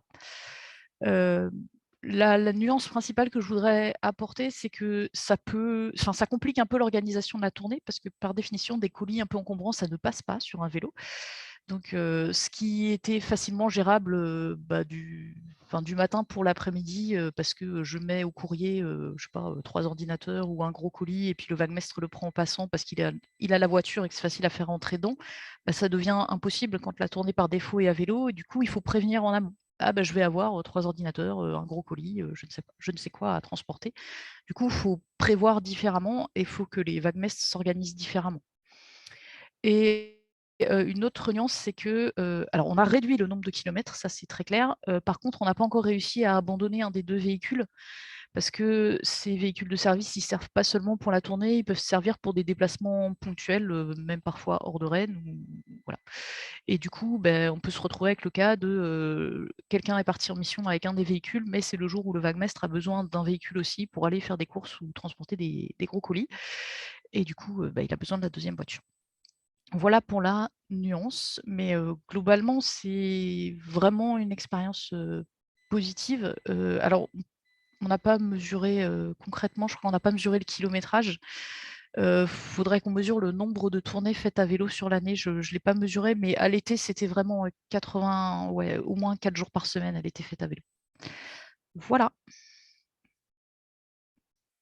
Merci beaucoup. On a une question d'Isabelle qui demande, certes, un vélo à assistance électrique, mais enfin, jusqu'à quelle charge est-ce que du coup, ça peut déplacer? Et qu'est-ce qui se passe s'il y a du relief, etc.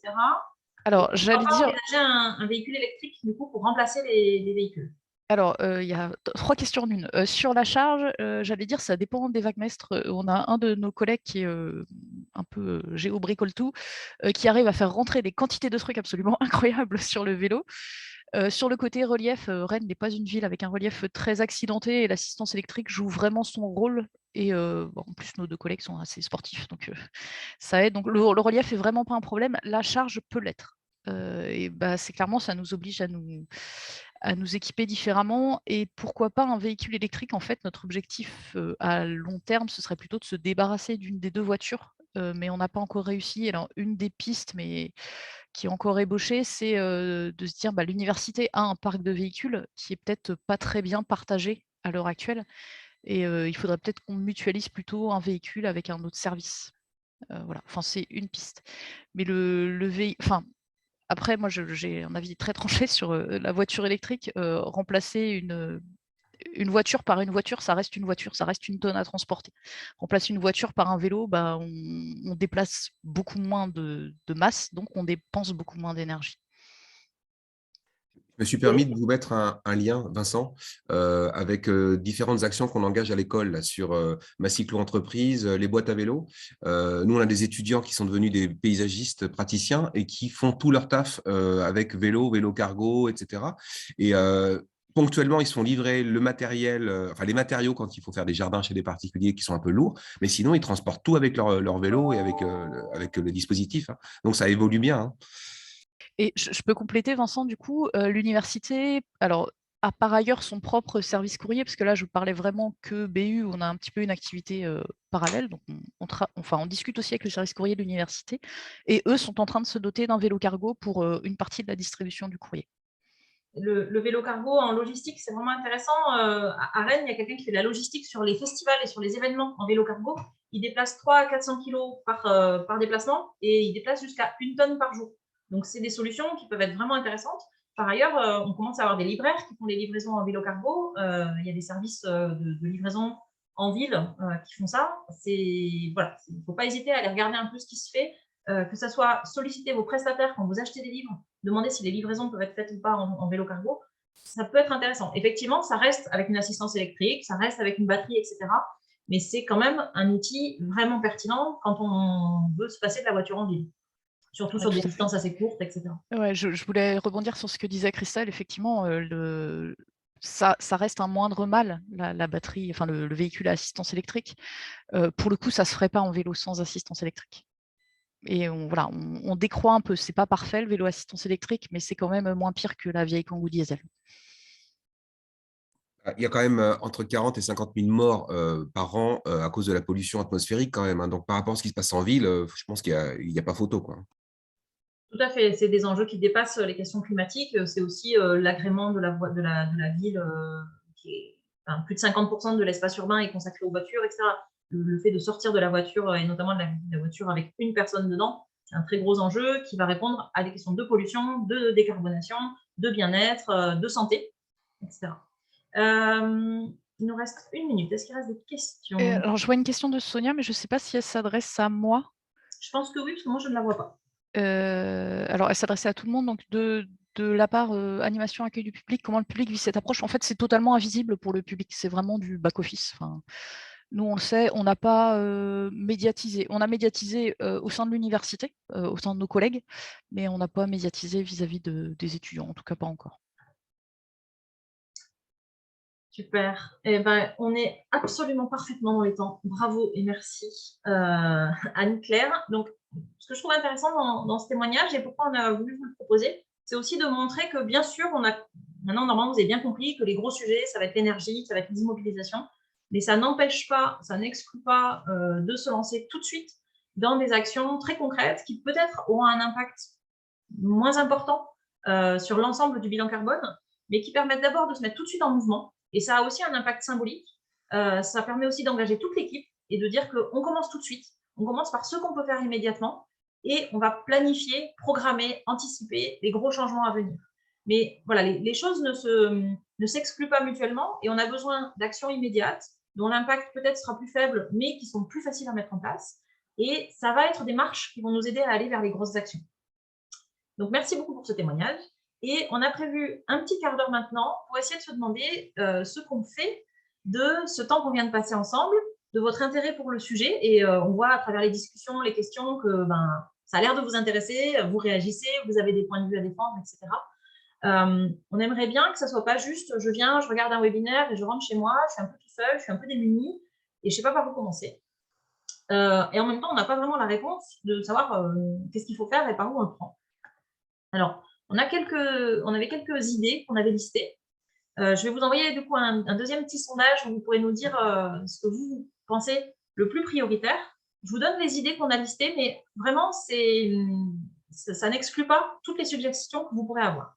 Mais du coup, si vous avez envie de vous engager dans une démarche, on se disait qu'on pourrait faire plusieurs choses. On pourrait organiser d'autres webinaires. On va vous rappeler la date du prochain qui portera sur les déchets, mais on peut très bien imaginer peut-être approfondir le sujet. Vous aurez peut-être des suggestions d'intervenants ou de sujets. On pourrait essayer de travailler pour monter une formation professionnelle sur ce thème-là.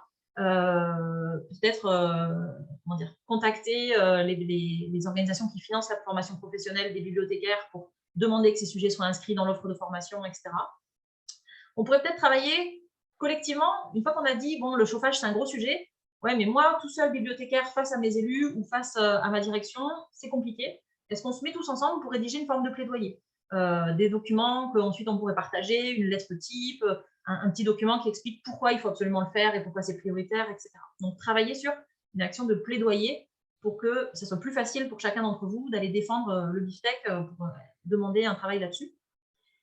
On pourrait aussi, et les uns n'excluent pas les autres, mais faire ensemble de la collecte de données. C'est-à-dire chacun de vous qui a envie, dans sa bibliothèque, aller rechercher les consommations énergétiques, les infos sur le bâtiment, les mètres carrés, les immobilisations, etc., pour se donner des outils pour comparer les choses.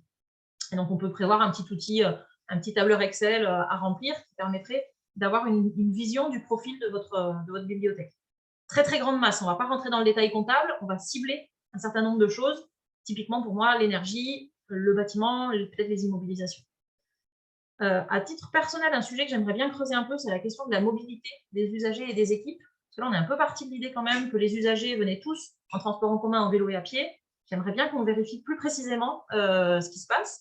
Et dans le chat, il y a eu des réflexions sur aussi la mobilité liée aux bibliothèques départementales.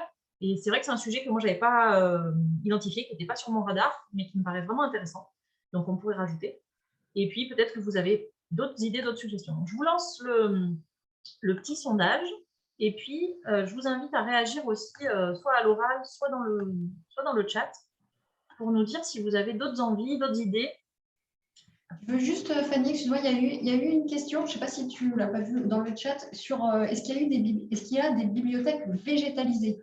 Voilà. Moi, je n'ai pas de réponse. Est-ce que quelqu'un a des réponses? Je n'ai pas de réponse, mais je trouvais ça intéressant. Mais je reviens dessus parce que donc, moi, je suis enseignant-chercheur et je suis dans le domaine du paysage. La question, c'est de savoir qu'est-ce qu'on entend par bibliothèque végétalisée. Est-ce que la personne qui a posé la question peut l'exprimer? Et quel bénéfice attendu aussi? Oui, tout à fait.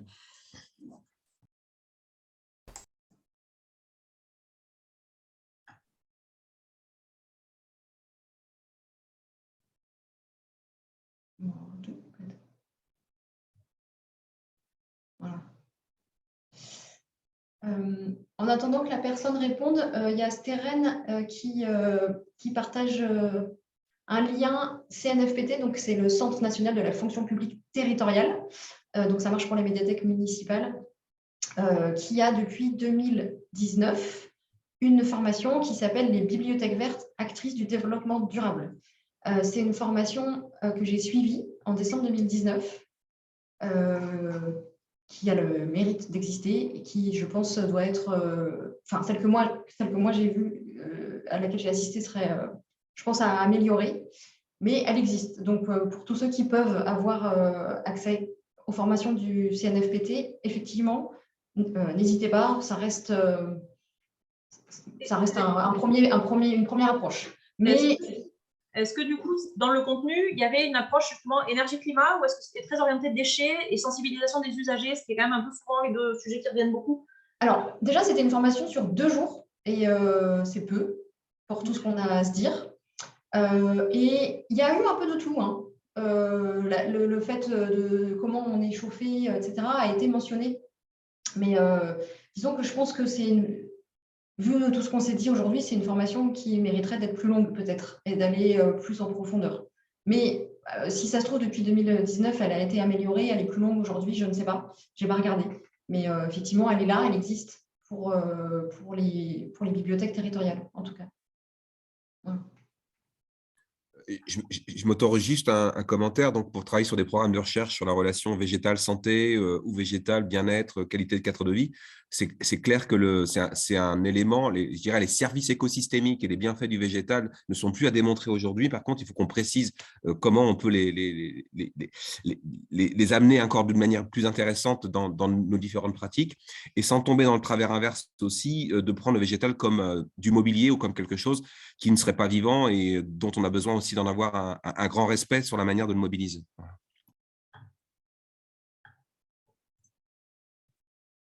Alors, beaucoup de choses. Bonne journée à celles et ceux qui doivent partir. On vous enverra le lien et des informations complémentaires. Et puis, voilà, si on décide collectivement de faire quelque chose ensemble, on vous donnera les étapes à venir. Donc, beaucoup de sujets. Thomas qui nous dit qu'il y a un projet de créer un groupe de travail en interne à la médiathèque départementale de l'Orne, vers aux collègues de cette sculpture. Eh ben, super, Thomas, il faut nous tenir au courant de ce que vous allez en faire. Une réflexion de Pauline qui dit on essaie de se fournir en circuit court et en respect de la saisonnalité pour l'alimentation. Est-ce que c'est responsable d'acheter indifféremment des livres fabriqués en Chine ou doit-on établir dans nos critères de marché une dimension éco-conception privilégiée, impression en zone Europe, etc. Alors, c'est une question vraiment intéressante. Je ne vais pas y répondre trop longuement, mais juste pour dire que, évidemment, un livre produit en Chine, il n'a pas le même impact qu'un livre produit en France. Après, attention, on a beaucoup d'éditeurs aujourd'hui qui nous disent « Ah non, mais vous inquiétez pas, on a relocalisé en Europe. » Et donc, qui impriment en Europe de l'Est, en Roumanie, etc. Il se trouve que d'un point de vue des émissions, c'est la même chose. Parce que du coup, ça va être transporté en camion depuis la Roumanie plutôt qu'en bateau depuis la Chine. Et l'électricité a à peu près le même profil très carboné avec du charbon, etc. Donc, attention, les choses ne sont pas forcément si simples. Et je ne suis pas en train de défendre la Chine comme lieu d'impression. Ce serait vraiment intéressant. Et nous, on l'a identifié comme une priorité de relocaliser et de diminuer les distances. Mais il faut avoir une approche fine. Et par ailleurs, il se trouve que sur tout le livre jeunesse aujourd'hui, il y a des livres qu'on n'est plus capable d'imprimer en France. Il y a beaucoup d'éditeurs qui ont envie de relocaliser. Un éditeur comme Bayard, par exemple, a même fait des expérimentations et des prototypes sur certains livres tout carton. Et en France, on a perdu le savoir-faire. Donc là, c'est des enjeux de filière industrielle qui sont complexes. Mais évidemment, plus on sera nombreux à dire qu'on veut que nos livres soient imprimés localement, plus proches, etc., plus ça aura, j'espère, d'impact et d'effet. Ce qui est très compliqué, c'est que pour l'alimentation, en gros, j'ai le choix entre quelque chose de local et quelque chose de pas local. Ce ne sera pas forcément la même chose, mais pour le livre, un titre, j'ai pas de choix. C'est le même titre, soit je le prends là où il est imprimé, soit j'y renonce. Et là, on touche à des questions de biodiversité qui sont rapidement complexes. Alors, Madé qui dit qu'une grille de collecte de données normalisée par type de bibliothèque permettrait de démarrer et d'identifier les infos manquantes à collecter. Donc, effectivement, je pense que travailler sur de la collecte de données à travers un petit document à remplir, ça pourrait être intéressant. Et je vous fais un point sur ce que vous avez répondu. Vous êtes 67% à proposer d'organiser d'autres webinaires, 76% proposer une formation professionnelle, c'est le premier sujet, 40 personnes sur 52 qui ont répondu, 40% pour rédiger un plaidoyer, 58% pour travailler sur la collecte de données, 40% pour une étude de mobilité et 4% à une idée géniale qu'il va partager dans le chat. Alors, Raphaël nous signale qu'il y a effectivement d'autres formations proposées par l'ENSIB, alors orientées agenda 2030 et sensibilisation des usagers. Moi, ce que je vois souvent, c'est qu'il manque vraiment un axe précis énergie-climat. Mais ça n'empêche pas que tous les sujets sont importants et que ces formations existent et que peut-être qu'il faut aller les solliciter plus.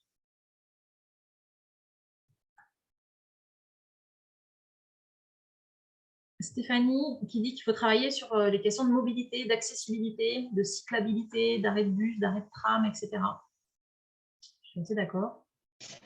Excuse-moi, Fanny, il y a quelqu'un qui est Anne-Claire, c'est Anne-Claire, du coup, qui a demandé si la commission de développement durable de l'ABF a été mentionnée. On n'en a pas parlé, effectivement. Je ne sais pas si quelqu'un a une information sur où ça en est, cette commission. Moi, j'aimerais bien avoir des infos et j'arrive pas à en avoir. En fait, très honnêtement, nous, la commission de développement durable de BIP 92 a été créée juste après que l'ABF ait mentionné, enfin, ait annoncé cette nouvelle commission, parce que ça paraissait compliqué et on s'est dit, bah, c'est peut-être plus simple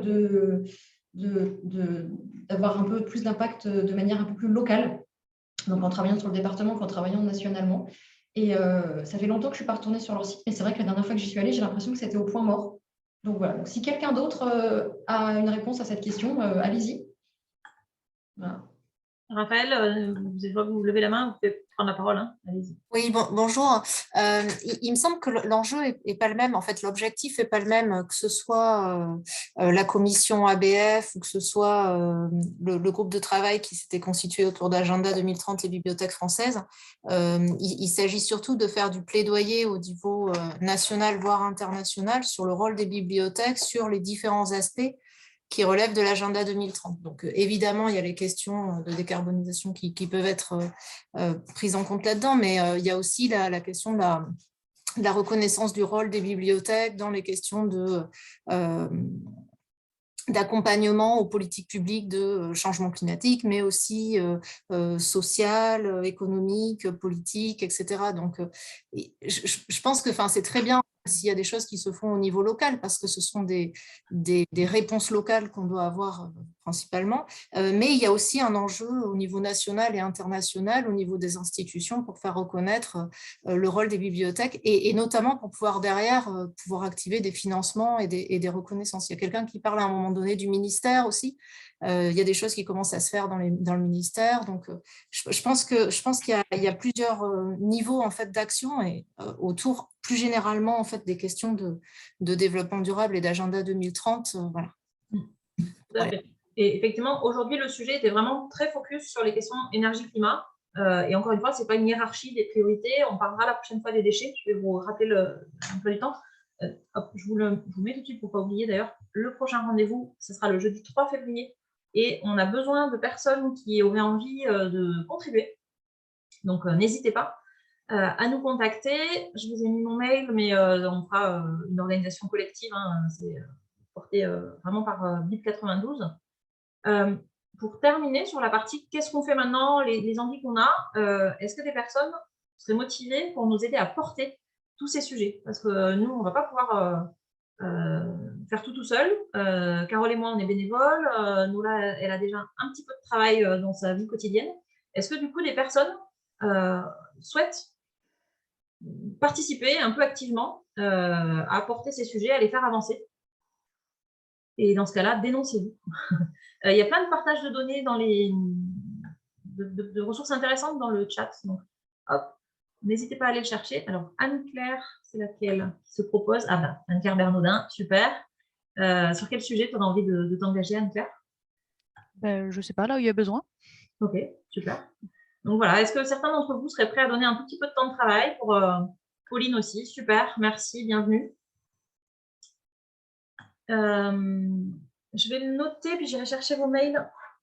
Hop.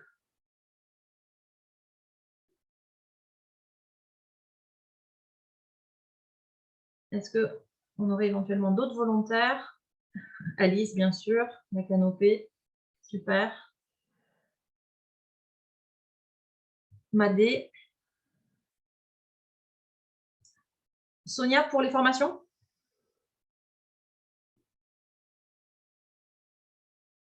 Alors, Nola, effectivement, c'est compliqué d'associer ça au travail quotidien. Et l'idée, c'est peut-être juste d'avoir une personne qui centralise un peu les infos et qui répartisse le travail. Et pas une personne qui fait tout, mais voilà, d'avoir un peu des référents. Et on avancera quand même mieux si on se répartit le travail entre plusieurs personnes. Je pense qu'on va faire un appel. On va refaire un appel sur les réseaux en disant on lance des petits groupes de travail là-dessus. pour voir s'il y a d'autres personnes qui ont envie de contribuer et puis réfléchir quels objectifs on se donne, comment on a envie d'avancer. Compte-moi comme volontaire quand même pour l'instant et puis Ah bah. je verrai. Mais oui, mais ça m'intéresse trop. Après, voilà, j'ai un peu peur en termes de temps. Ouais. Alors, Isabelle demande, est-ce que les membres du groupe Bibliothèque Verte de Bib 92 sont déjà impliqués? Alors, il y en a qui sont présents encore, je pense. Hein, tout le monde n'est pas parti, donc je peux les laisser répondre. On n'est pas vraiment impliqué avec, à part, on n'est pas vraiment impliqué encore dans tous ces futurs groupes de travail. Non. Même entre nous, même se retrouver entre nous, c'est parfois compliqué. Donc, tout le monde a une volonté commune de faire avancer les choses, mais ce n'est pas évident parce qu'on a tous des bibliothèques à gérer avec un service public à maintenir et en ce moment, c'est encore plus compliqué que ne serait-ce qu'il y a 3 semaines. Donc, ça reste compliqué d'être là comme un groupe à 100% du temps pour faire autre chose parmi d'autres groupes. Après, on fait ce qu'on peut, en fait.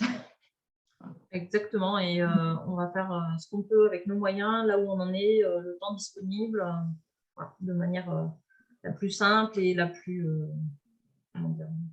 simple possible. Ok. Alors, je vois, il est l'heure, donc du monde qui part. Je note Stéphanie qui est partante pour le côté formation. Super. Et oui, je vois que Steren, qui fait partie donc de la commission du 92, qui aurait envie, mais effectivement, pas tout de suite. Voilà, mais en fait, on en est tous au même point. Bien sûr, ouais. Là, surtout depuis la rentrée, là, c'est un peu compliqué aussi. Hein, il y a beaucoup donc, on vous donne rendez-vous si vous avez envie le 3 février. Je vous redis qu'on a besoin d'intervenants. Pour le coup, moi, je n'aurais rien à préparer, à présenter. C'est un sujet que je ne maîtrise pas du tout. Donc, si vous avez conduit une expérience dans votre bibliothèque, quelle qu'elle soit, n'hésitez pas à nous écrire. Et puis, on essaiera de se faire un petit ordre du jour pour partager un état des lieux, pour partager des retours d'expérience, des choses comme ça. Je sais que c'est un sujet qui est important. On a parlé là tout à l'heure, plastification des documents, gestion du recyclage des livres, etc. Voilà, faites signe maintenant ou par mail. Alors, où peut-on vous contacter? Intervenants, etc. Si tout le monde est d'accord, je mettrai les mails de tout le monde dans le mail qu'on va vous faire là, puisque vous avez laissé votre mail quand vous vous êtes inscrit. Donc, on va vous envoyer le PowerPoint. Moi, je vais vous mettre le lien vers le rapport du Shift plus complet, le lien vers la vidéo. Et puis, si ça vous va, je mets les mails de tout le monde. Nola, Anne-Claire, Carole, vous me dites. Super. Donc, voilà, je vous envoie ça par mail. J'essaye de le faire le plus vite possible. Je suis, comme tout le monde, un peu chargée, mais on va y arriver. Alors, Pauline qui dit ce sont des actions elle a des actions anecdotiques sur les tentatives de réduction des déchets. Moi, j'ai envie de dire, il n'y a pas d'action anecdotique. Il n'y a que de la bonne volonté qui cherche comment faire et qui peut partager pourquoi c'est difficile, pourquoi on n'y arrive pas. C'est des sujets aussi importants que comment on a réussi, comment on est trop fort. En fait, c'est ce qu'a fait tout à l'heure Anne-Claire en disant pourquoi passer de la voiture au vélo. Sur le papier, c'est facile. Et dans les faits, on a telle difficulté. Je pense que partager les difficultés, c'est chouette. Alors, Isabelle, qui ne veut pas être dirigiste, mais qui fait une liste des tâches et on se la répartit. Mais carrément, Isabelle, et vous êtes là pour être dirigiste, donc à fond. Merci Fanny et Nola. J'ai revu avec plaisir la notion ô combien importante d'ordre de grandeur, chère aux ingénieurs comme Jean-Marc Jancovici, que nous avions reçu à Antony il y a longtemps. Je vous recommande comme lecture et comme achat pour vos bibliothèques la BD Un monde sans fin ou Le monde sans fin par Jancovici et le dessinateur Blin, qui est hyper intéressante, hyper chouette, et à mettre entre toutes les mains. Donc, elle était épuisée, mais elle devrait revenir en librairie. Ouais, Anne-Claire, on est d'accord. Donc, Le monde sans fin, on le mettra dans la liste des ressources qu'on va envoyer par mail. Thomas qui dit que ça le rebooste pour relancer des projets. Ben, c'est le but, en fait. C'est de mettre en commun nos envies, nos énergies et puis nos difficultés aussi. Il y a que moi qui parle, mais prenez la parole. Hein.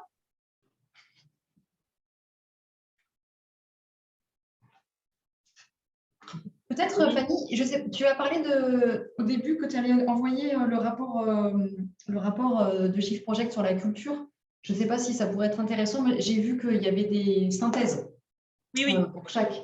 Je vous enverrai la page où il y a le rapport complet et la synthèse. Voilà, Il y a les enregistrements vidéo et tout. Ouais. Voilà, peut-être ça peut intéresser certaines personnes d'avoir les synthèses des autres Moi, ça m'intéresse beaucoup aussi celle sur la décarbonation de l'administration. Ok. Ouais. Donc, enfin, je pense que tout ça, c'est accessible sur le site internet. Peut-être juste. Je peux mettre un petit lien direct vers Ouais, si tu mets les liens, c'est plus facile. Ouais. Voilà, ce sera peut-être plus facile. Et notamment, quelqu'un posait la question tout à l'heure du télétravail, de l'impact du télétravail. Je sais que ça a été un peu étudié dans le rapport sur la fonction publique. Après, attention, la fonction publique, administration, pardon, ça va de l'éducation, la haute administration centrale. Enfin, il y a beaucoup de sujets différents, mais le rapport est vraiment intéressant. Alors, est-ce qu'on a un groupe dédié sur les réseaux sociaux pour pouvoir échanger entre les webinaires? Ça serait vachement bien. Et on n'en a pas. Est-ce que vous auriez du coup une préférence ou une envie? On n'a pas de groupe spécifique avec tous les gens qui étaient là. Moi, j'avais créé, et c'est grâce à ça d'ailleurs qu'on est rentré en contact avec Fanny, un groupe Facebook qui s'appelle les éco-gestes en bibliothèque, où il n'y a pas énormément de passages pour l'instant, mais ça peut être une première approche. On a partagé sur ce groupe d'ailleurs le webinaire. Ça pourrait être intéressant juste de savoir pour ceux qui restent comment vous avez eu l'information d'ailleurs en fait de ce webinaire d'aujourd'hui. Voilà. Et après, il peut y avoir plein d'autres façons que de communiquer avec Facebook, ça c'est sûr et certain. Voilà.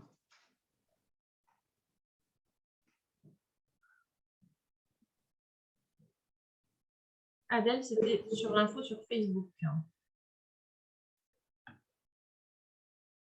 La BD, c'est quoi la BD? L'Association des bibliothèques départementales. Asso des bibliothèques départementales, merci. Sur LinkedIn. Cool.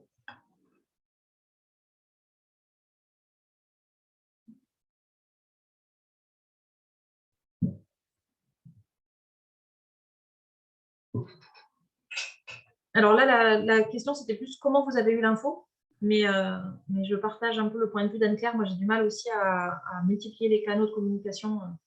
Ça me prend beaucoup d'énergie. Après, on est très nombreux, on est dans toute la France et tout le monde n'a pas forcément les mêmes envies, les mêmes besoins et les mêmes facilités. Donc, peut-être il faudrait se créer un nouveau truc. Je crois que c'est Sonia qui disait répartissons-nous le travail. C'est une super idée. Je ne sais pas si on a le temps de le faire là, mais je reprends contact par mail et on voit comment on peut essayer de faire avancer ça. Oui. Sauf si vous avez des suggestions, il ne faut pas hésiter à les faire dès maintenant. En fait. J'avoue que je ne sais pas trop, on n'a pas trop réfléchi comment faire maintenant pour l'étape de près.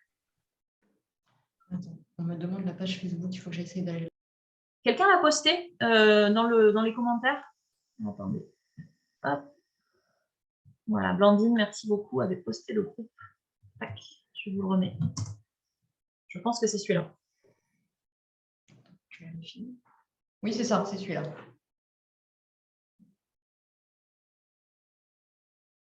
Donc, Eva, je te salue au passage. Salut. Voilà le groupe Facebook. Et du coup, il y a d'autres ressources, c'est vraiment sur l'ensemble des éco-gestes. Donc, ça peut être aussi les rayons, développer les rayons, les actions à destination des usagers. On a fait le choix de ne pas en parler aujourd'hui, mais on pourra en reparler. Il y a des bibliothèques qui se lancent dans l'organisation de fresques du climat pour sensibiliser les équipes. C'est le cas à Rennes 2, tous les bibliothécaires, il me semble. Rennes 1, Rennes 1. Rennes 1, pardon. Et Alice, il me semble que vous êtes maintenant, vous avez des animateurs, animatrices dans l'équipe et que vous en avez fait pour le public de la canopée, ou je dis une bêtise? Ou c'est pas vous, peut-être? Je sais pas si elle est encore là, Alice. Ah oui, ton micro ne marche pas. Donc, tu confirmes que vous animez donc les fresques du climat, c'est des ateliers qui durent 3 heures de compréhension de ce que c'est que le changement climatique, comment ça marche, etc. Et donc, une fois qu'on a participé à une fresque, on peut être formé pour devenir à son tour animateur. Et du coup, c'est un outil qui peut être vraiment intéressant, je crois, pour organiser ça à destination des usagers, de l'équipe, des parties prenantes, etc. Je confirme. Nous, c'est la démarche qu'on a engagée à AgroCampus, et aussi bien pour le personnel que pour les étudiants. Et on fait des rentrées climat à toutes les années maintenant. Hein. Et c'est absolument… Cette fresque, elle s'est déclinée dans pas mal de thématiques. Hein. Le déplacement, l'écologie, les déchets, le numérique. Il y a plein de choses.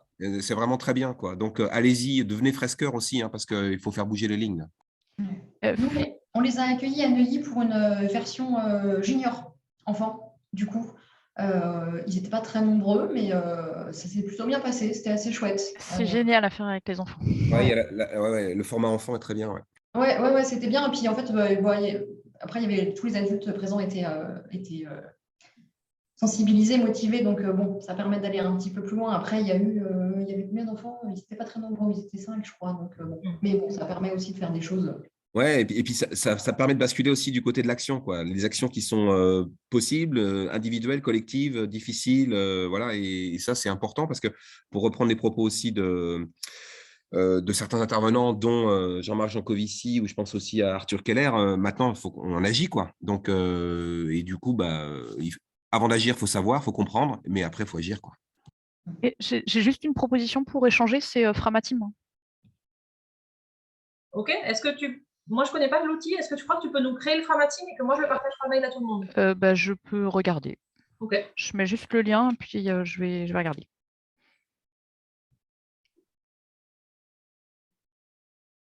Ça marche.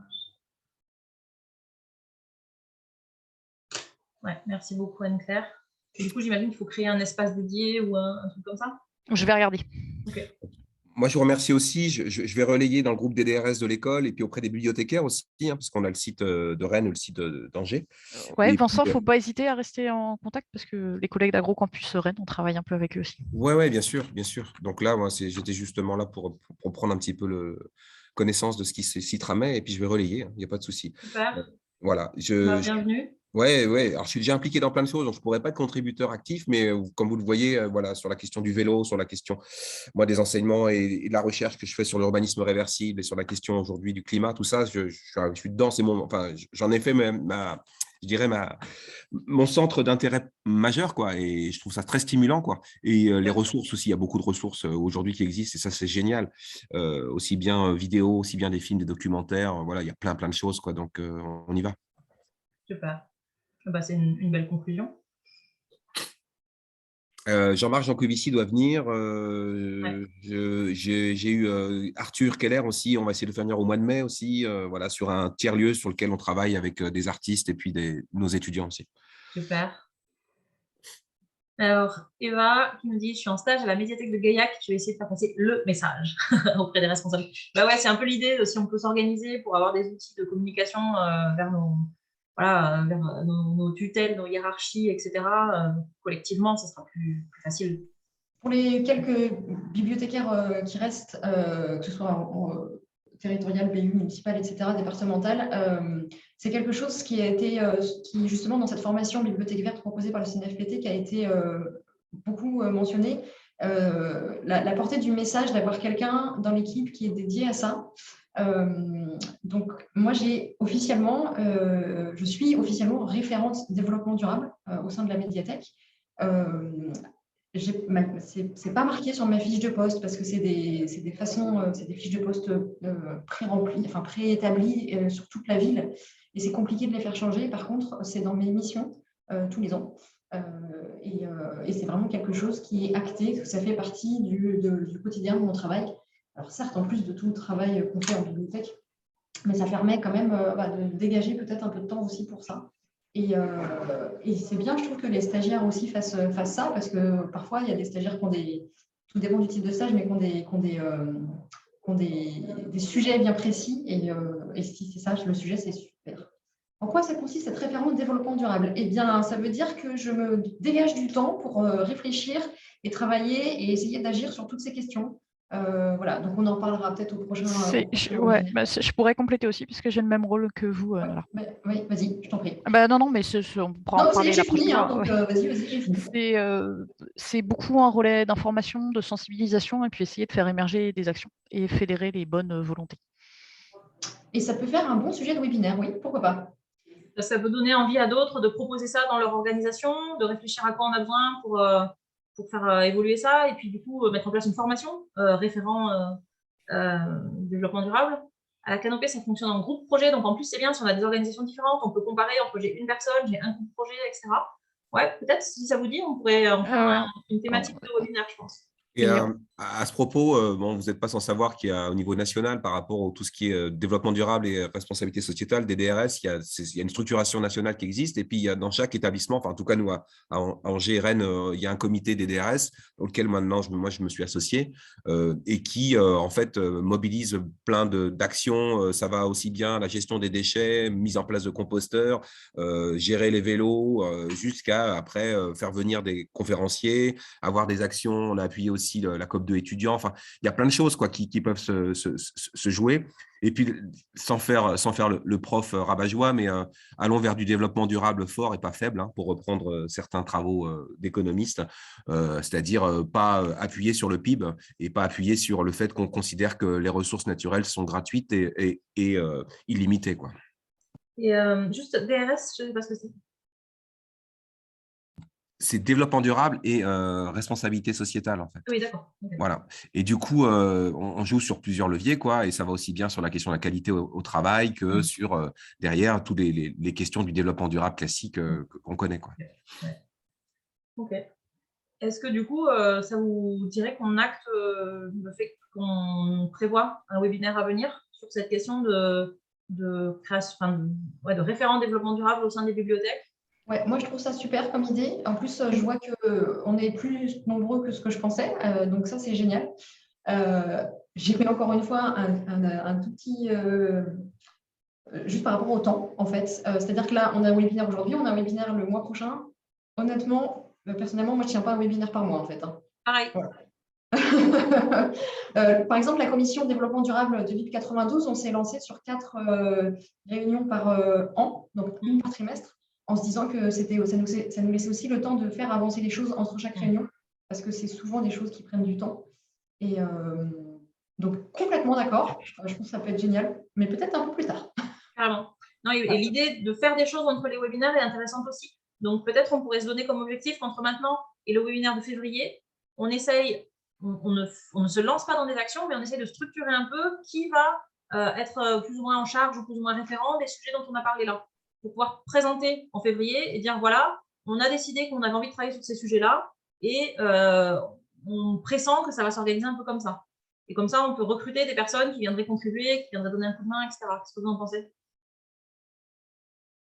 Je ne sais pas si c'est clair ou pas. Ouais, OK pour vous. Bah après, c'est vrai, mais c'est le problème de la dispersion aussi, quoi. C'est-à-dire qu'on peut être potentiellement contributeur pour faire un témoignage ou quelque chose comme ça. Après, pour prendre les choses à bras-le-corps, impossible, quoi, parce que on explose en tant que mobilisation, quoi. Et je comprends que c'est pareil pour plein de monde, hein. Mais moi, je suis beaucoup sur le terrain aussi, donc je fais beaucoup de chantiers, des réalisations, etc. Donc, je ne peux pas être partout. En revanche, j'essaye de taper là où il faut pour être le plus efficace possible pour faire bouger les lignes, quoi. Sans aucune prétention, hein, bien sûr. Et donc, du coup, je reste en veille avec vos actions. Je suis aussi ce qui se passe au niveau du Shift, au niveau de Carbone 4 aussi et du HCC aussi. Donc, mais voilà, c'est chaud, quoi, hein, de pouvoir encore…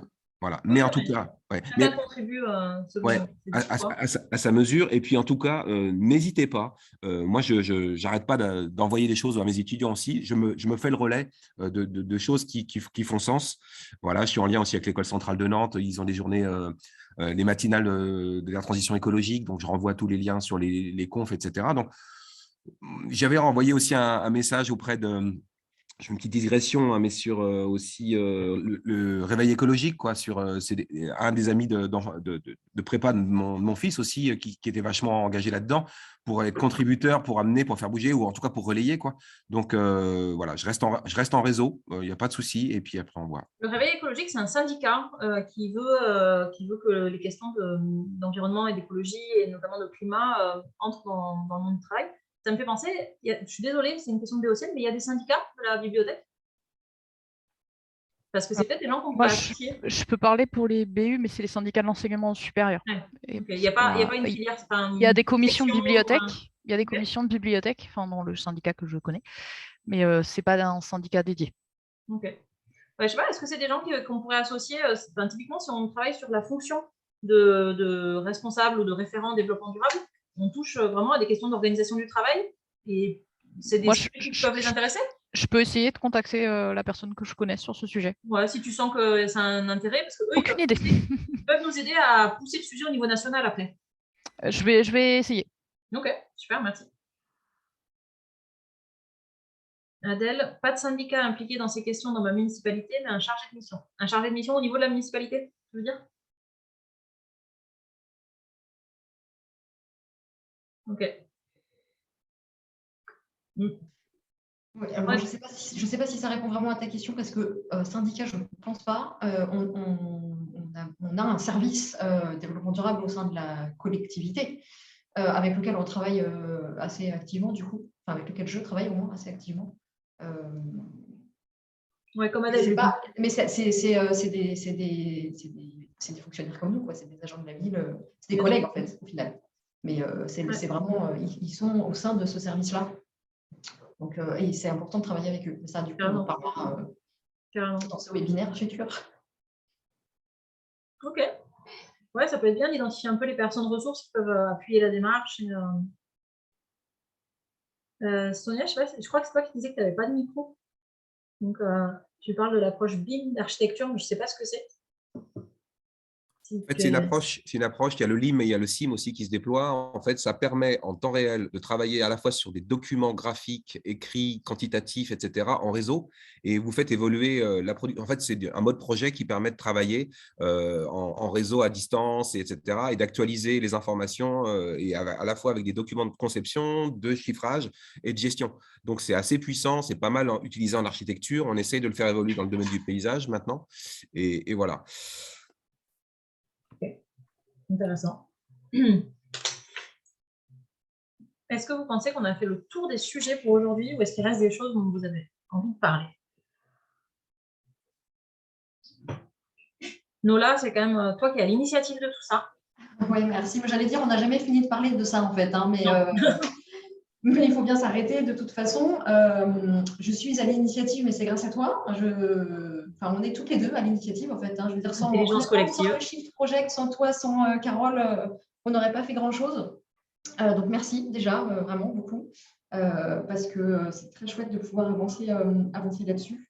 Effectivement, comme dit Adèle, il y a plein de trucs, mais il n'y a plus le temps. Il n'y a plus le temps là aujourd'hui. Et puis, c'est notre gros problématique de bibliothécaires qui sont impliqués là-dedans, c'est qu'il faut faire tourner la bibliothèque et c'est prioritaire. Donc, c'est pas toujours évident. Mais en tout cas, je suis très contente. Et effectivement, comme dit Adèle, on se sent soutenu en groupe. C'est vrai qu'on était très nombreux aujourd'hui et c'est super chouette. Je pense que c'est aussi grâce à toi, Carole, à votre réseau. Et puis moi, je suis très contente aussi de pouvoir échanger avec des personnes, voilà, des bibliothécaires universitaires. Bon, on a déjà beaucoup échangé avec Alice, qui est là, qui travaille à la médiathèque Canopée à Paris, où c'est aussi une autre façon de travailler à Paris, même si on est proche géographiquement. Donc, franchement, c'est super chouette. Merci beaucoup. Ben, merci pour cette conclusion. Et donc, rendez-vous le jeudi 3 février pour celles et ceux qui ont envie de parler réduction des déchets. Bon après-midi, bon appétit. Salut, merci, bon appétit à tous. Merci beaucoup et au plaisir. Merci. Salut Alice, merci.